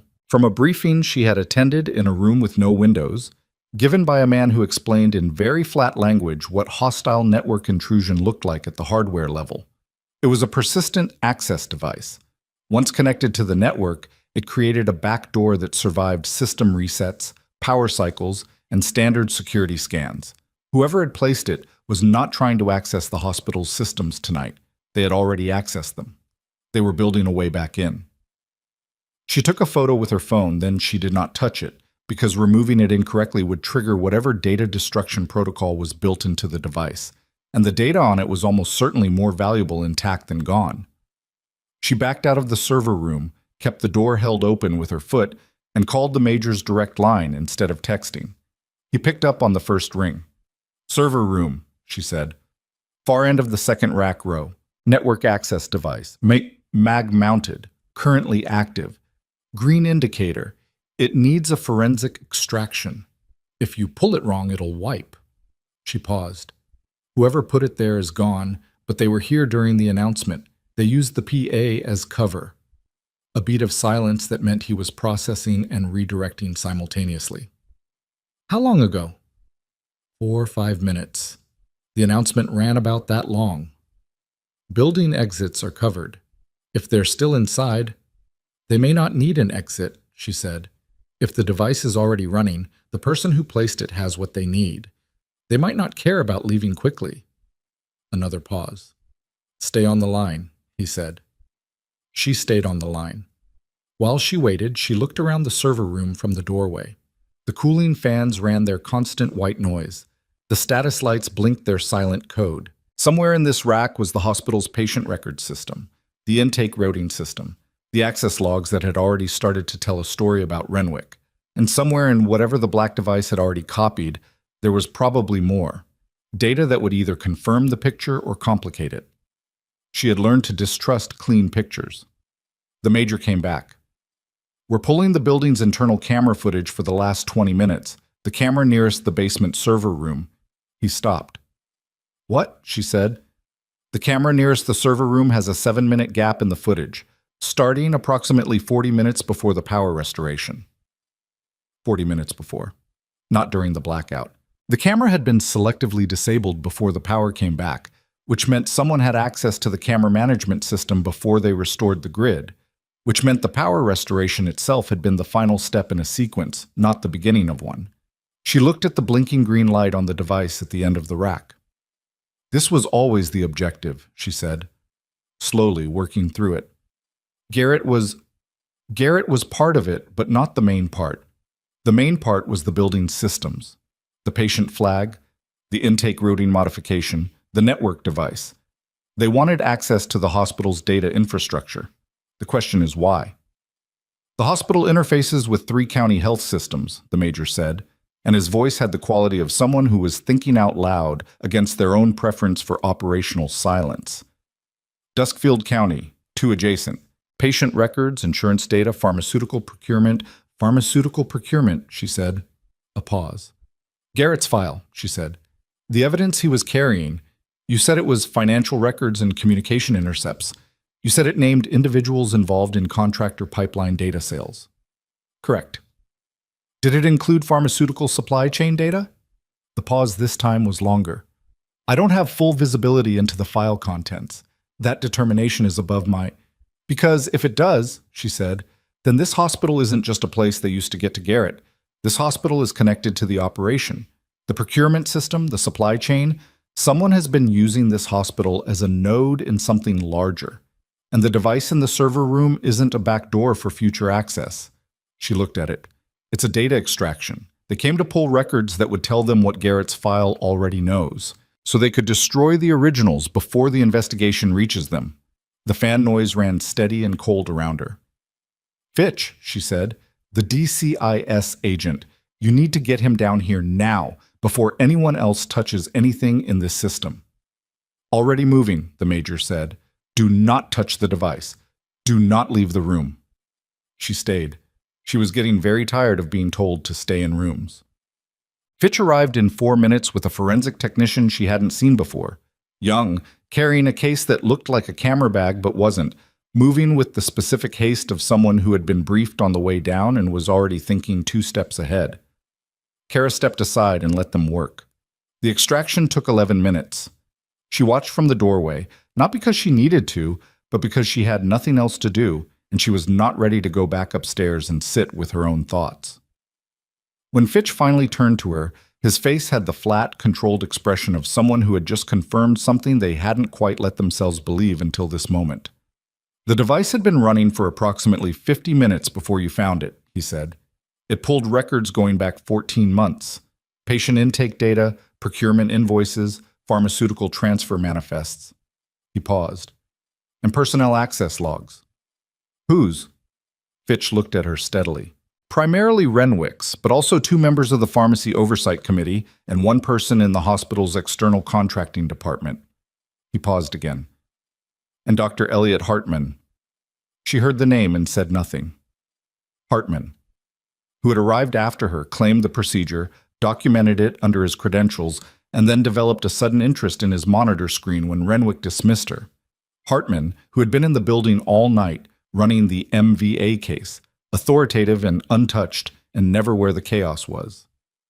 "He's still here?" she said. "He's in surgery," Fitch said. "Has been for the last hour and a half. The MVA patient required a procedure." She thought about that.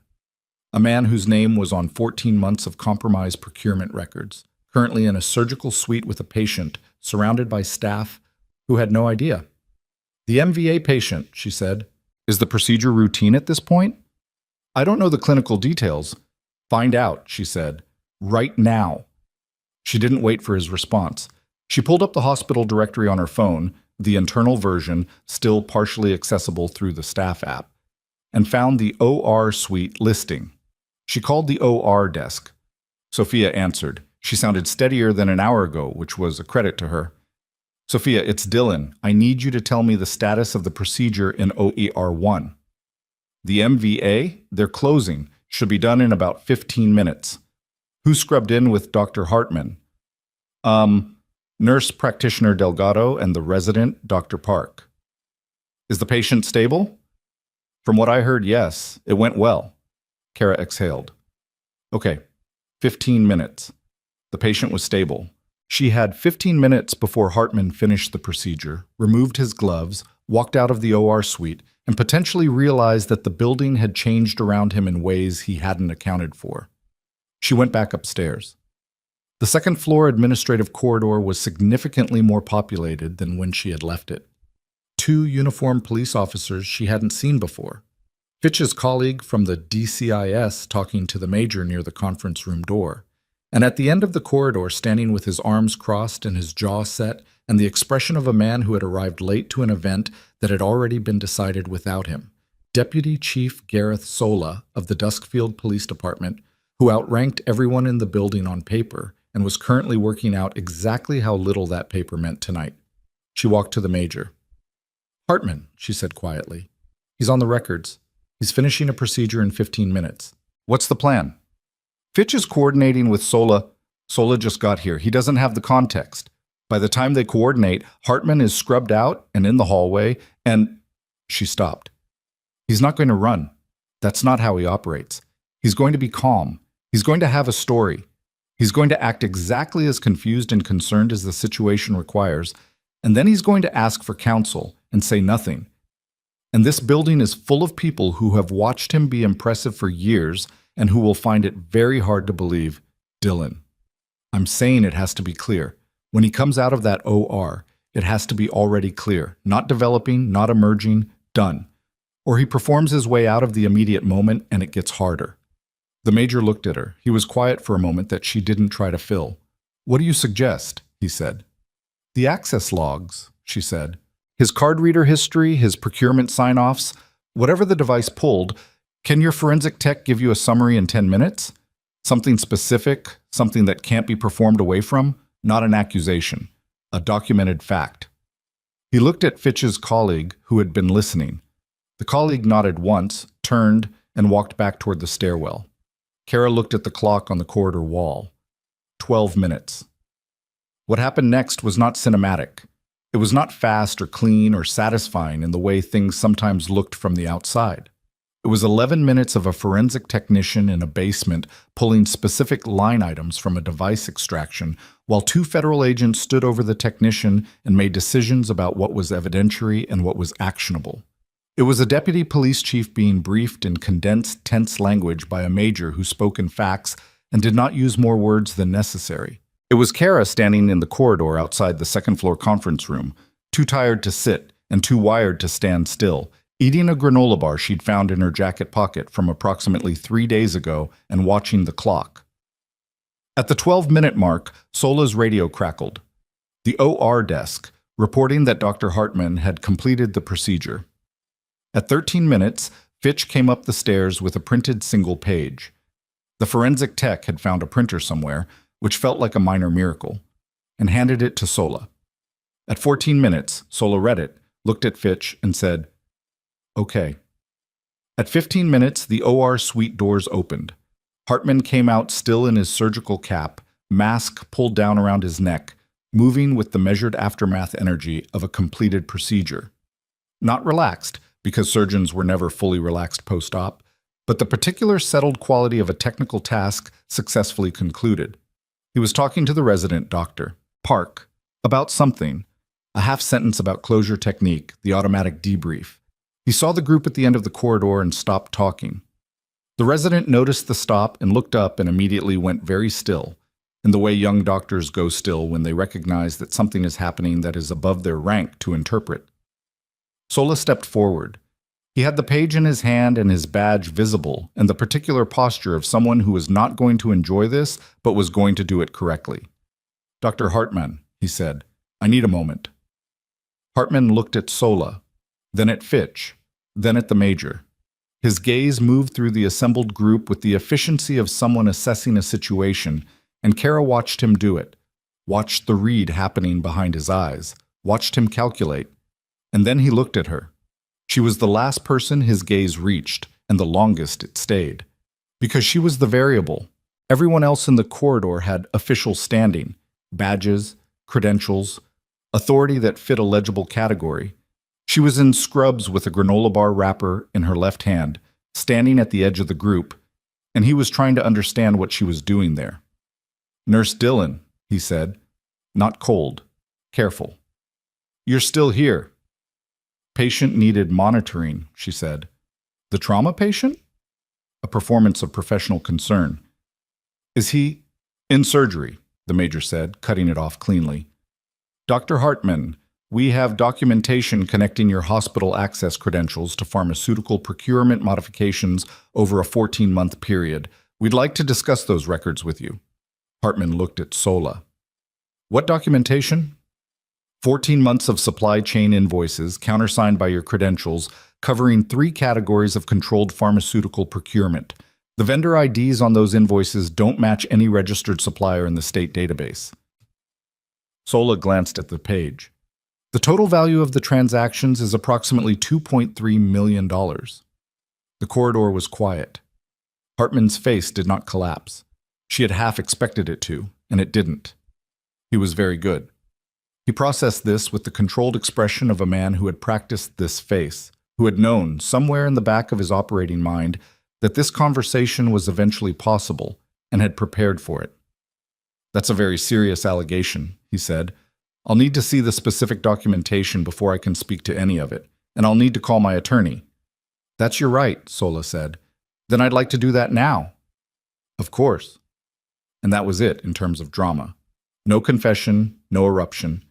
He was going to be quiet and careful and manage this through legal representation, and the case would be built from records and not from anything he gave them voluntarily, which was his right, which was also going to be thoroughly insufficient given what was in the device extraction and what was in Garrett's file and what the 14 months of documented transactions would show when someone with forensic accounting credentials spent the necessary time with them. She knew this. She watched him be guided down the corridor toward the conference room, and she knew that calm did not mean escape. Calm meant delay, and delay was not what she'd wanted, but it was what the law provided, and the law was supposed to provide it. What she hadn't expected was that Dr. Park was still standing in the OR corridor doorway. The resident was 20-something, with the unformed quality of someone still becoming what they were going to be. And he was watching Hartman's back as the doctor walked away, and the expression on his face was not shock, it was recognition. Kara walked to him. "Dr. Park." He looked at her. He had a long-fingered, careful kind of face. He looked like someone who was deciding something. "He made me co-sign an invoice," Park said. It came out quiet and fast, like something that had been under pressure. 3 months ago. He said it was a formulary update, a standard procurement authorization. He said the secondary signature was a new compliance requirement. A pause. "I didn't question it. He's Dr. Hartman. I didn't question it." Kara looked at him steadily. "Did you keep a copy?" He blinked. Yes. I photograph every document I sign, for my own records. I've done it since residency started because I was told to by a senior resident who said never sign anything in a hospital without keeping your own copy." Good senior resident. "Is the photo on your phone?" "Yes." "I need you to walk to that man right there." She indicated Fitch. "And show him what you have, right now, before you talk to anyone else." Park looked at Fitch, looked at her. "He came after me a week later," Park said. "Hartman. He said the invoice had been voided, administrative error, forget I signed it. He seemed casual about it, but he made sure I knew he remembered I had signed it. He was establishing mutual exposure," she said, "making you feel like you were part of it so you'd stay quiet." Park's jaw tightened. "Go," she said, "right now." He went. She watched Fitch look up as the resident approached. She watched Park unlock his phone and show the screen. She watched Fitch's expression shift. Just slightly, just enough. In the way a case shifts when it acquires one more piece that changes the geometry of everything connected to it. She leaned her back against the corridor wall. 23 hours since she'd started her shift. Somewhere in that time, she had eaten half a granola bar and done a needle decompression and moved a critically injured man through a building in the dark and called a number she'd memorized 3 years ago and found a network intrusion device in a server room and stood across a table from her director while federal agents processed him. And now she was watching a 20-something resident hand the case another piece of the foundation it would be built on. Her feet hurt. Both of them, specifically the left arch, which always gave out first.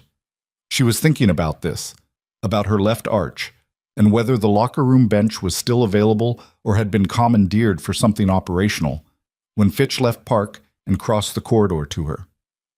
"The invoice photo," he said. "It has a vendor ID on it that Park says Hartman told him to ignore. That vendor ID matches one of the IDs on the device extraction."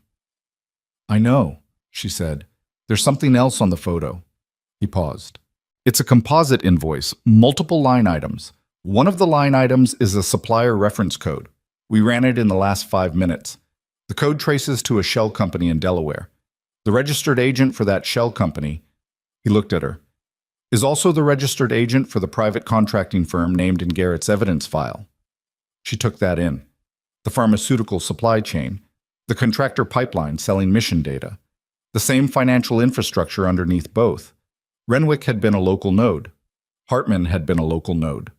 The hospital had been a junction point, not just a place they used, but a functional component of a network that extended from a military unit that officially didn't exist to a Delaware shell company to a server room in a mid-sized Colorado hospital. And Garrett had known enough of it to be worth killing. "How wide is this?" she said. "We don't know yet. Wider than tonight." A pause. "Probably wider than Duskfield." She looked at the conference room door, behind which Renwick was waiting for his lawyer. She looked at the OR corridor, where Hartman was now in a different conversation with Sola. She thought about the dark sedan on the service road, contained but not yet fully processed. She thought about the blinking green light on the server room device, patient and steady in its 50-minute extraction, pulling 14 months of records from a hospital that had been used as infrastructure for something most of the people working in it had no idea existed. "The staff here," she said. "The nurses. The ER team. They came in tonight because there was a crisis. They don't know any of this. They'll be briefed appropriately. They came into a building that was being used against them." She said it without heat, just fact. They deserve to know that the people who made that decision are not going to walk away from it. Fitch looked at her for a moment. "They won't," he said. She pushed off the wall. "I need to check on my patient," she said. She was halfway down the corridor when her phone rang. Not a text, a call. The number on the screen was the same Colorado area code that had appeared on Renwick's phone in the conference room. The number that had triggered the remote data wipe. The number that meant someone had been in communication with Renwick minutes before his arrest and had been watching the building closely enough to know when to act. The number was calling her. She stared at it for 2 full rings. Then she answered. Silence on the line. Not dead silence, active silence, the kind with breathing behind it. And then a voice she recognized. Not from tonight, not from the building, not from the people she'd encountered in the last 2 hours. From before. From a room with no windows and a man who had given her a contact number for emergencies only. "Dylan," said the voice that had debriefed her 3 years ago, "I think it's time we talked about what you actually know." She didn't move, didn't look around for the major, didn't signal anyone. She just stood in the corridor with the phone against her ear and let the silence run for 3 full seconds before she spoke. "You gave me that number," she said, 3 years ago. "You said it was for emergencies." "I did," said the voice. "And tonight someone used a number from the same exchange to trigger a remote wipe on Renwick's phone." A pause. "I'm aware of what happened tonight." "That's not a denial." "No," the voice said. "It isn't."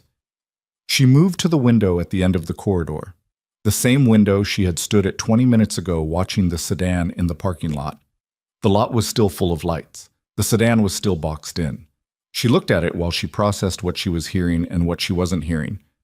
"You want to tell me who you are," she said. "Actually, you know who I am.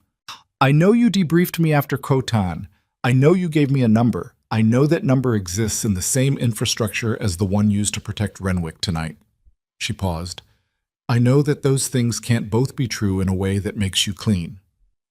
Another pause. Longer this time. "What I'm going to tell you is going to be difficult to receive," the voice said. "I need you to let me finish before you respond." She didn't agree to that. She waited. He took it as agreement. "The number I gave you was a legitimate emergency contact, my number, my personal line, not connected to any official channel. The number that was used on Renwick's phone tonight was spoofed from the same exchange. It was designed to look like it came from the same origin point to create confusion in exactly this kind of investigation." A pause. "Someone has been running a parallel operation using infrastructure that mirrors legitimate classified contacts. They built it deliberately. If anyone traced those calls, the confusion would point toward authorized channels, toward people like me, and the real origin would be buried." She listened to the fan noise of the building's ventilation and thought about this. "Who?" she said. "The contracting firm in Garrett's file. They didn't just sell mission data. They built a counterintelligence layer around the operation. Spoofed identities, mirrored communication infrastructure, a set of false trails that would implicate authorized personnel if the network was ever exposed." His voice was controlled, but underneath the control there was something that sounded like exhaustion. Not tonight's exhaustion, older than that. "I found out 6 weeks ago. I've been trying to document it through channels that wouldn't trigger the spoofing protocol. Tonight moved the timeline." "Garrett moved the timeline," she said. "Yes.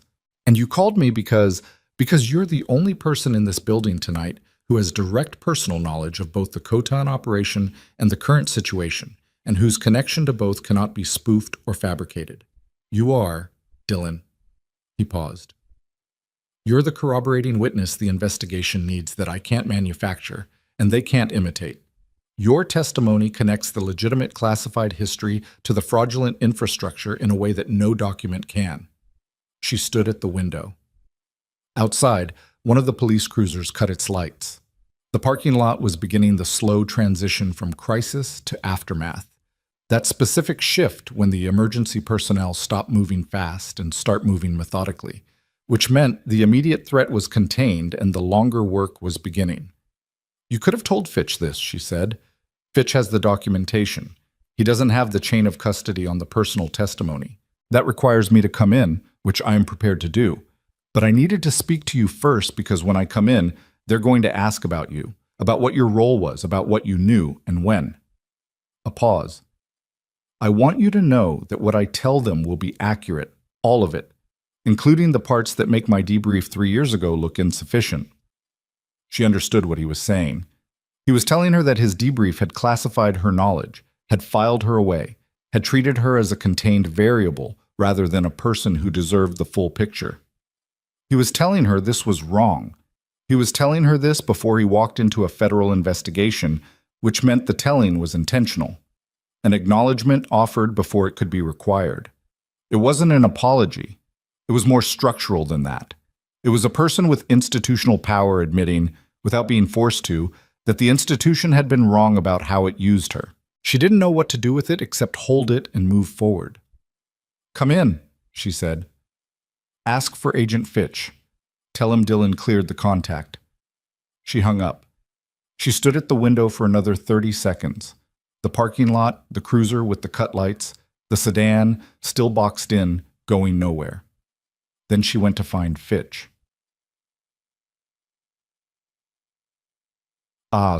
What followed was 4 hours that she would remember afterward not as a sequence of events, but as a texture. The particular exhaustion sharpness of giving a formal statement while running on no sleep and the residue of adrenaline, the specific smell of the conference room with too many people in it, the way the morning light started coming through the windows around 6 a.m. and made everything look both more ordinary and more strange. She gave her statement twice. Once to Fitch, once to a woman from the Inspector General's office who arrived at 5:30 and asked different questions in a different order and wrote everything in a small notebook with a mechanical pencil. The woman had the precise, deliberate manner of someone whose entire professional value was in not missing things, and she did not miss things. The voice on the phone, she learned his name was Aldous Crane, Deputy Director of Classified Operations for a contracting oversight division that existed at a level of classification she had only been adjacent to, arrived at the hospital at 4:45. She watched him come through the main entrance from the second-floor window. He was exactly as she remembered, older, but the same essential shape of person. He was met by Fitch and 2 other agents and escorted to a separate conference room, and whatever happened in that room happened without her. She didn't need to be in it. She had said what she knew. She had said it accurately and completely, including the parts she hadn't thought about in 3 years, and the parts she wasn't sure were relevant but offered anyway because thoroughness was its own kind of protection. The IG investigator had thanked her in the flat, professional way that wasn't really about gratitude, but was about completing a protocol, and Kara had accepted it in the same register. At 6:15, the major found her in the second-floor corridor where she had apparently decided to exist until someone told her she could leave or something else required her. "Garrett's out of surgery," he said. She closed her eyes, just briefly. The OR team found a grade 2 hepatic laceration, minor, managed. He'll need 2 to 3 weeks in patient recovery, then several months before he's at anything close to functional capacity. A pause. "He's asking for you." She went. The recovery room was on the 3rd floor, adjacent to the OR suite, where Sophia Reyes was still somehow on duty, moving with the particular determination of someone who had decided that normal work was the appropriate response to an abnormal night. Sophia looked at Kara when she passed and gave her a nod that meant something. Not gratitude exactly, more like acknowledgement. The recognition of a person who had been in the same building on the same night and had made the same choice about staying. Garrett was in the 3rd bay from the door. He had the gray-yellow color of someone who had lost blood and was beginning the slow work of restoring it, and his eyes, when they opened, were clear but operating at reduced power. "You look terrible," she said. You look like you've been awake for a day. 26 hours, roughly. He looked at the ceiling. The file. Did they get it? The vest was in evidence storage. The paramedic unit logged it as part of the scene documentation. Fitch has it. She paused. He has the device extraction from the server room too, and Renwick's records. And Hartman's invoices, including a photo that a resident named Park had the sense to keep. She paused again. And a deputy director who's currently in a conference room explaining how a spoofed communication network was built to implicate legitimate operations. Garrett, they have everything. He was quiet for a moment. How many nodes? He asked. Duskfield was one. There are others. Fitch said wider than the city. The IG is involved now, which means it expands outside what DCIS can handle locally. Halcyon, he said. The word came out without weight, without the specific gravity it had carried in the corridor and the supply room and the utility spine. Just the name of a thing. The people we lost. They'll be part of the record, she said. Everything you built will be part of it. He nodded. He didn't say anything else about it. She understood that. There was nothing to say about it that the record wouldn't say better. And the record was real now, documented and in federal hands, and no longer something that could be erased with a power failure and a maintenance uniform. She sat in the chair beside his bed. You should sleep, she said. So should you. I'm going to. Soon. She looked at the monitor beside him. Sat 97, pulse 74, pressure coming up steadily. His body doing what bodies did when you stopped asking them to do the impossible and gave them the resources to repair. I need to check on a few things first. Dylan. She looked at him. Thank you, he said.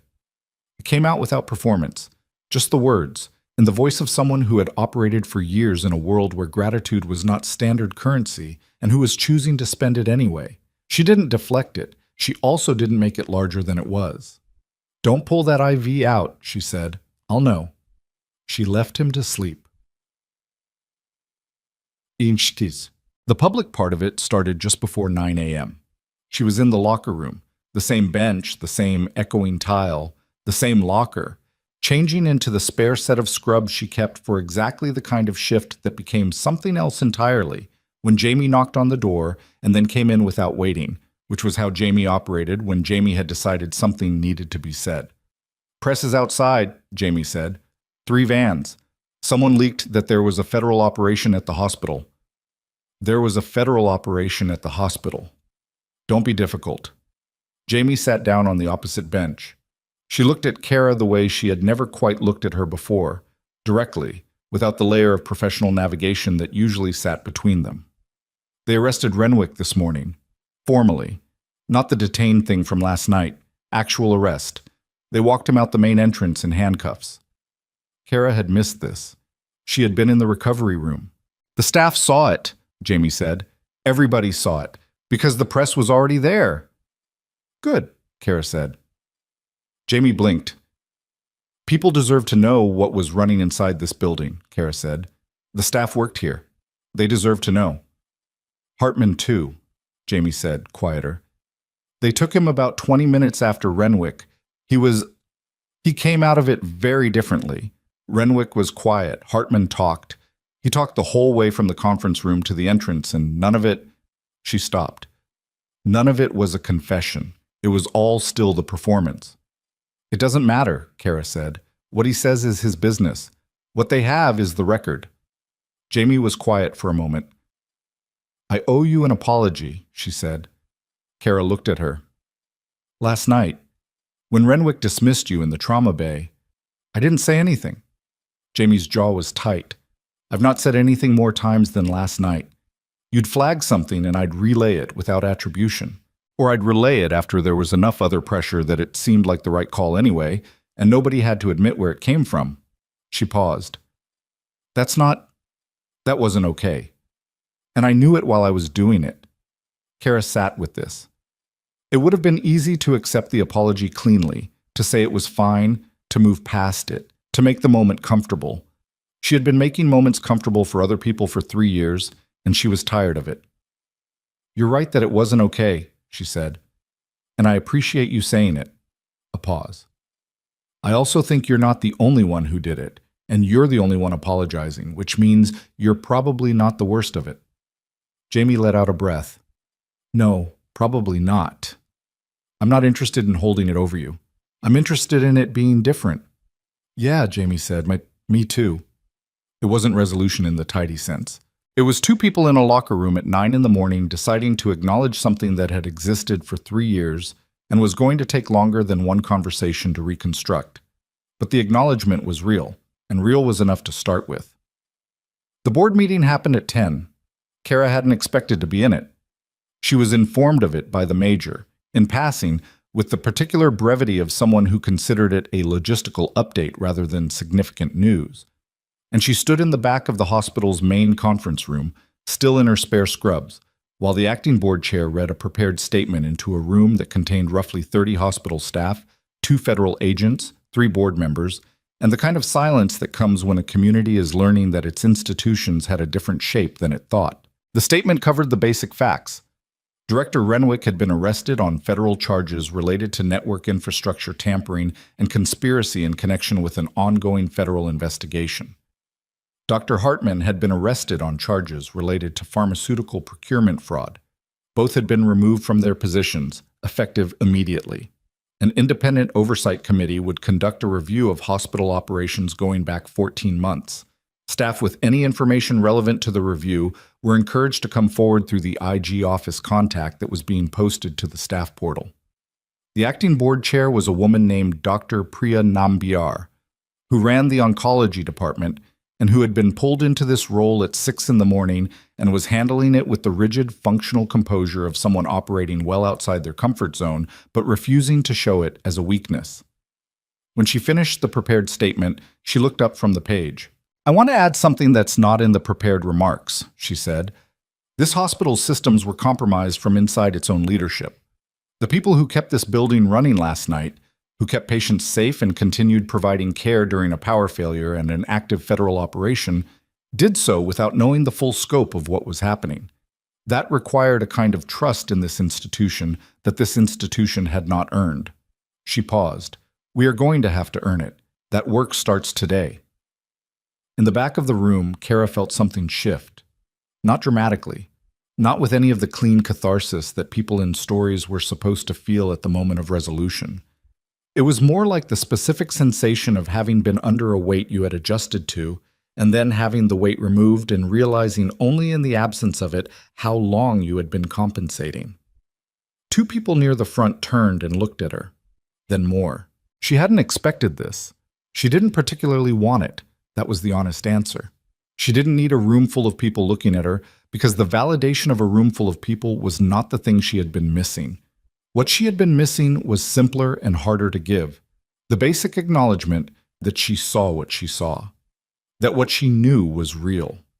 That her standing was not contingent on whether someone with a title confirmed it. But the room was looking at her anyway, and she stood in it without shrinking. Dr. Nambiar caught her eye. Nurse Dillon, she said. Not loudly, just clearly. The board owes you a formal acknowledgement. I'll be requesting a meeting with you this week to discuss what that looks like in practice. But I didn't want to wait for the formal version to say it in front of the people who were here. The room was quiet.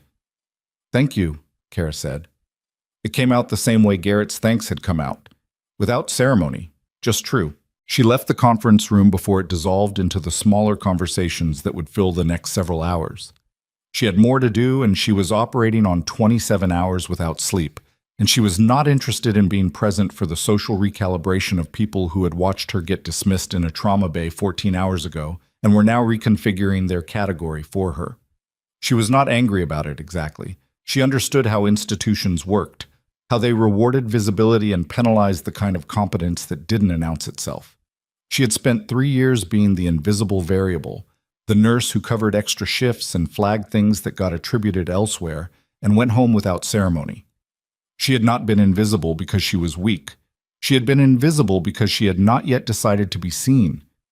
That had changed last night. Not because she had chosen heroism, she hadn't. She had chosen not to walk away from something she recognized, and everything else had followed from that single choice, made in a trauma bay at 10:47 p.m. because a man's wounds told her something she couldn't unknow. The skill was always there. The knowledge was always there. The only thing that had been missing was the room that acknowledged it existed. She found that room for herself. Nobody gave it to her. At 11 a.m., Fitch met her in the corridor outside the locker room with the look of a man who had more to say than his expression usually permitted. "Crane's testimony corroborates yours," he said. "The spoofed communication infrastructure is documented. We have 19 individuals across 4 states currently under investigation in connection with the contracting firm. Duskfield is the furthest the network reached into civilian healthcare infrastructure, which makes the evidence from this hospital central to the federal case." He paused. "Your testimony is formally part of the evidentiary record. Your name will be redacted from public filings for the duration of the active investigation." "How long?" she said. "Unknown. Could be months. Could be longer." "And after?" "After, what you did tonight will be part of the public record." He looked at her steadily. "For what it's worth, Dylan, I've worked federal operations for 11 years. What you managed with a portable SAT monitor and a broken intercom is not something I have a standard category for." She looked at him. "I was a medic," she said. "I used what I had." "I know." A pause. "I also know that's not the whole explanation, but I understand it's the one you prefer." He left her with that. She changed out of her scrubs. She collected her bag and her jacket and her stethoscope from the hook where she'd dropped it at the start of a shift that had become something else entirely. She walked through the ER on her way out. The first time she'd been back on the floor since the night before, since the moment Renwick had told her to go home. The trauma bay looked like a trauma bay. Clean, reset, the gurney in its position, the monitors back online with the grid restored. Someone had cleaned the equipment she'd used. The supply cart was restocked. The room had absorbed what happened in it the way rooms do, taking the shape of an ordinary space again, concealing what it knew. Mr. Aldecoa from bed 4 had been discharged after his cath lab procedure. She checked the board when she passed it, out of habit, the way she always checked the board. He had gone home at 8 a.m. The notes from the cardiology team referenced an initial nursing flag from 2100 that had prompted their urgent response. No name attached to the flag. Just a nursing flag. She stood at the board and looked at it for a moment. Then she walked out. The morning was cold and bright in the way that Colorado mornings were cold and bright. The specific quality of high-altitude sunlight that didn't warm you so much as expose you, everything sharp-edged and clear. The parking lot still had 2 unmarked vehicles in it and 1 police cruiser at the far end. The press vans were on the street beyond the main entrance, which she avoided by taking the side exit. She sat in her car for a moment, not because she needed to, just because she could. Because the car was her space and the morning was outside it, and she had 27 hours of something that needed somewhere to land before she drove home. She thought about Garrett asleep in the recovery room with his SAT at 97 and his hepatic laceration beginning its repair. She thought about Renwick in federal custody. She thought about Hartman talking all the way to the exit in a performance that hadn't saved him. She thought about Park photographing every document he signed because a senior resident told him to, which had turned out to be the kind of small, careful habit that changed the outcome of a federal investigation. She thought about Sophia Reyes locking an interior door when a voice from a broken intercom told her to. She thought about Crane's voice on the phone, saying the thing he should have said 3 years ago in a room with no windows. Not an apology. Something more structural. The acknowledgement that she had been used as a contained variable instead of trusted as a full person. She thought about what it had cost her to be that contained variable. The years of covering shifts nobody saw. The flags that got attributed elsewhere. The 19 hours and 40 minutes that ended with a man telling her she didn't have standing. She thought about the fact that none of it had touched the actual thing she was. It had buried it, inconvenienced it, made it invisible. But the knowledge was still there. The steadiness was still there. The hands that didn't shake were still there, and the moment something was real enough to require all of it came. That was the thing about being dismissed for long enough. It could make you believe the dismissal. It could make you participate in your own erasure, covering extra shifts and deflecting and making moments comfortable and going home to a dead plant you kept forgetting to replace. What it could not do, what no director's flat voice and no administrator's corridor command and no carefully managed chart attribution could do, was take the competence itself, That was hers. Had always been hers. Would still be hers after the federal case concluded and the hospital rebuilt its oversight structure and everything in the world of Duskfield, Colorado settled into its new shape. She started the car. Her phone buzzed. A text from a number she didn't recognize. She almost didn't look at it. Then she did.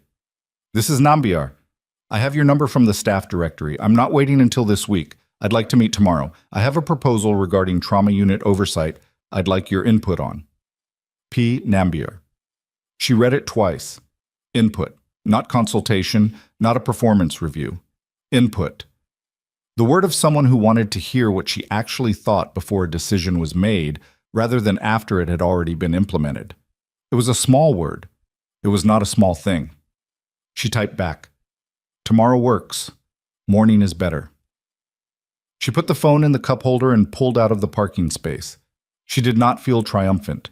She felt tired in the way that comes from having put everything you have into a single night and being grateful, in the quiet aftermath, that you had enough to put in. She felt the specific relief of things being true, the particular satisfaction of a world that had briefly and seriously tried to be wrong about her and had failed. She felt, underneath all of it, something that she didn't have a clean name for, but that sat in her chest like ballast, like something that had been unmoored for 3 years and had found its way back. She drove through Duskfield in the morning light, past the coffee shops opening their doors, and the construction on 5th Street that had been ongoing since last spring, and the elementary school where kids were arriving in coats because it was still cold at this altitude in this season. The ordinary world, moving through its ordinary morning. She was part of it, had always been part of it, had spent 3 years trying to be only part of it, to fit neatly into its category of regular ER nurse who covers extra shifts and does not complicate things, and had finally, irrevocably, failed at that particular project. It turned out that failure, in this case, had saved a man's life and broken a network and put 2 people in federal custody and given a resident with a camera habit the moment to matter. She had not set out to do any of it. She had set out to go home. And somewhere between the trauma bay door and the supply corridor in the dark, she had remembered that going home was not the same as leaving. That silence was not the same as peace. That the weight you learn to carry quietly is still weight, and the skill you learn to hide is still skill. And the moment that finally asks for everything you've been conserving, that moment will always find you exactly as capable as you actually are. Not as capable as you've been told you are. Not as capable as the room decides to see. As capable as you actually are.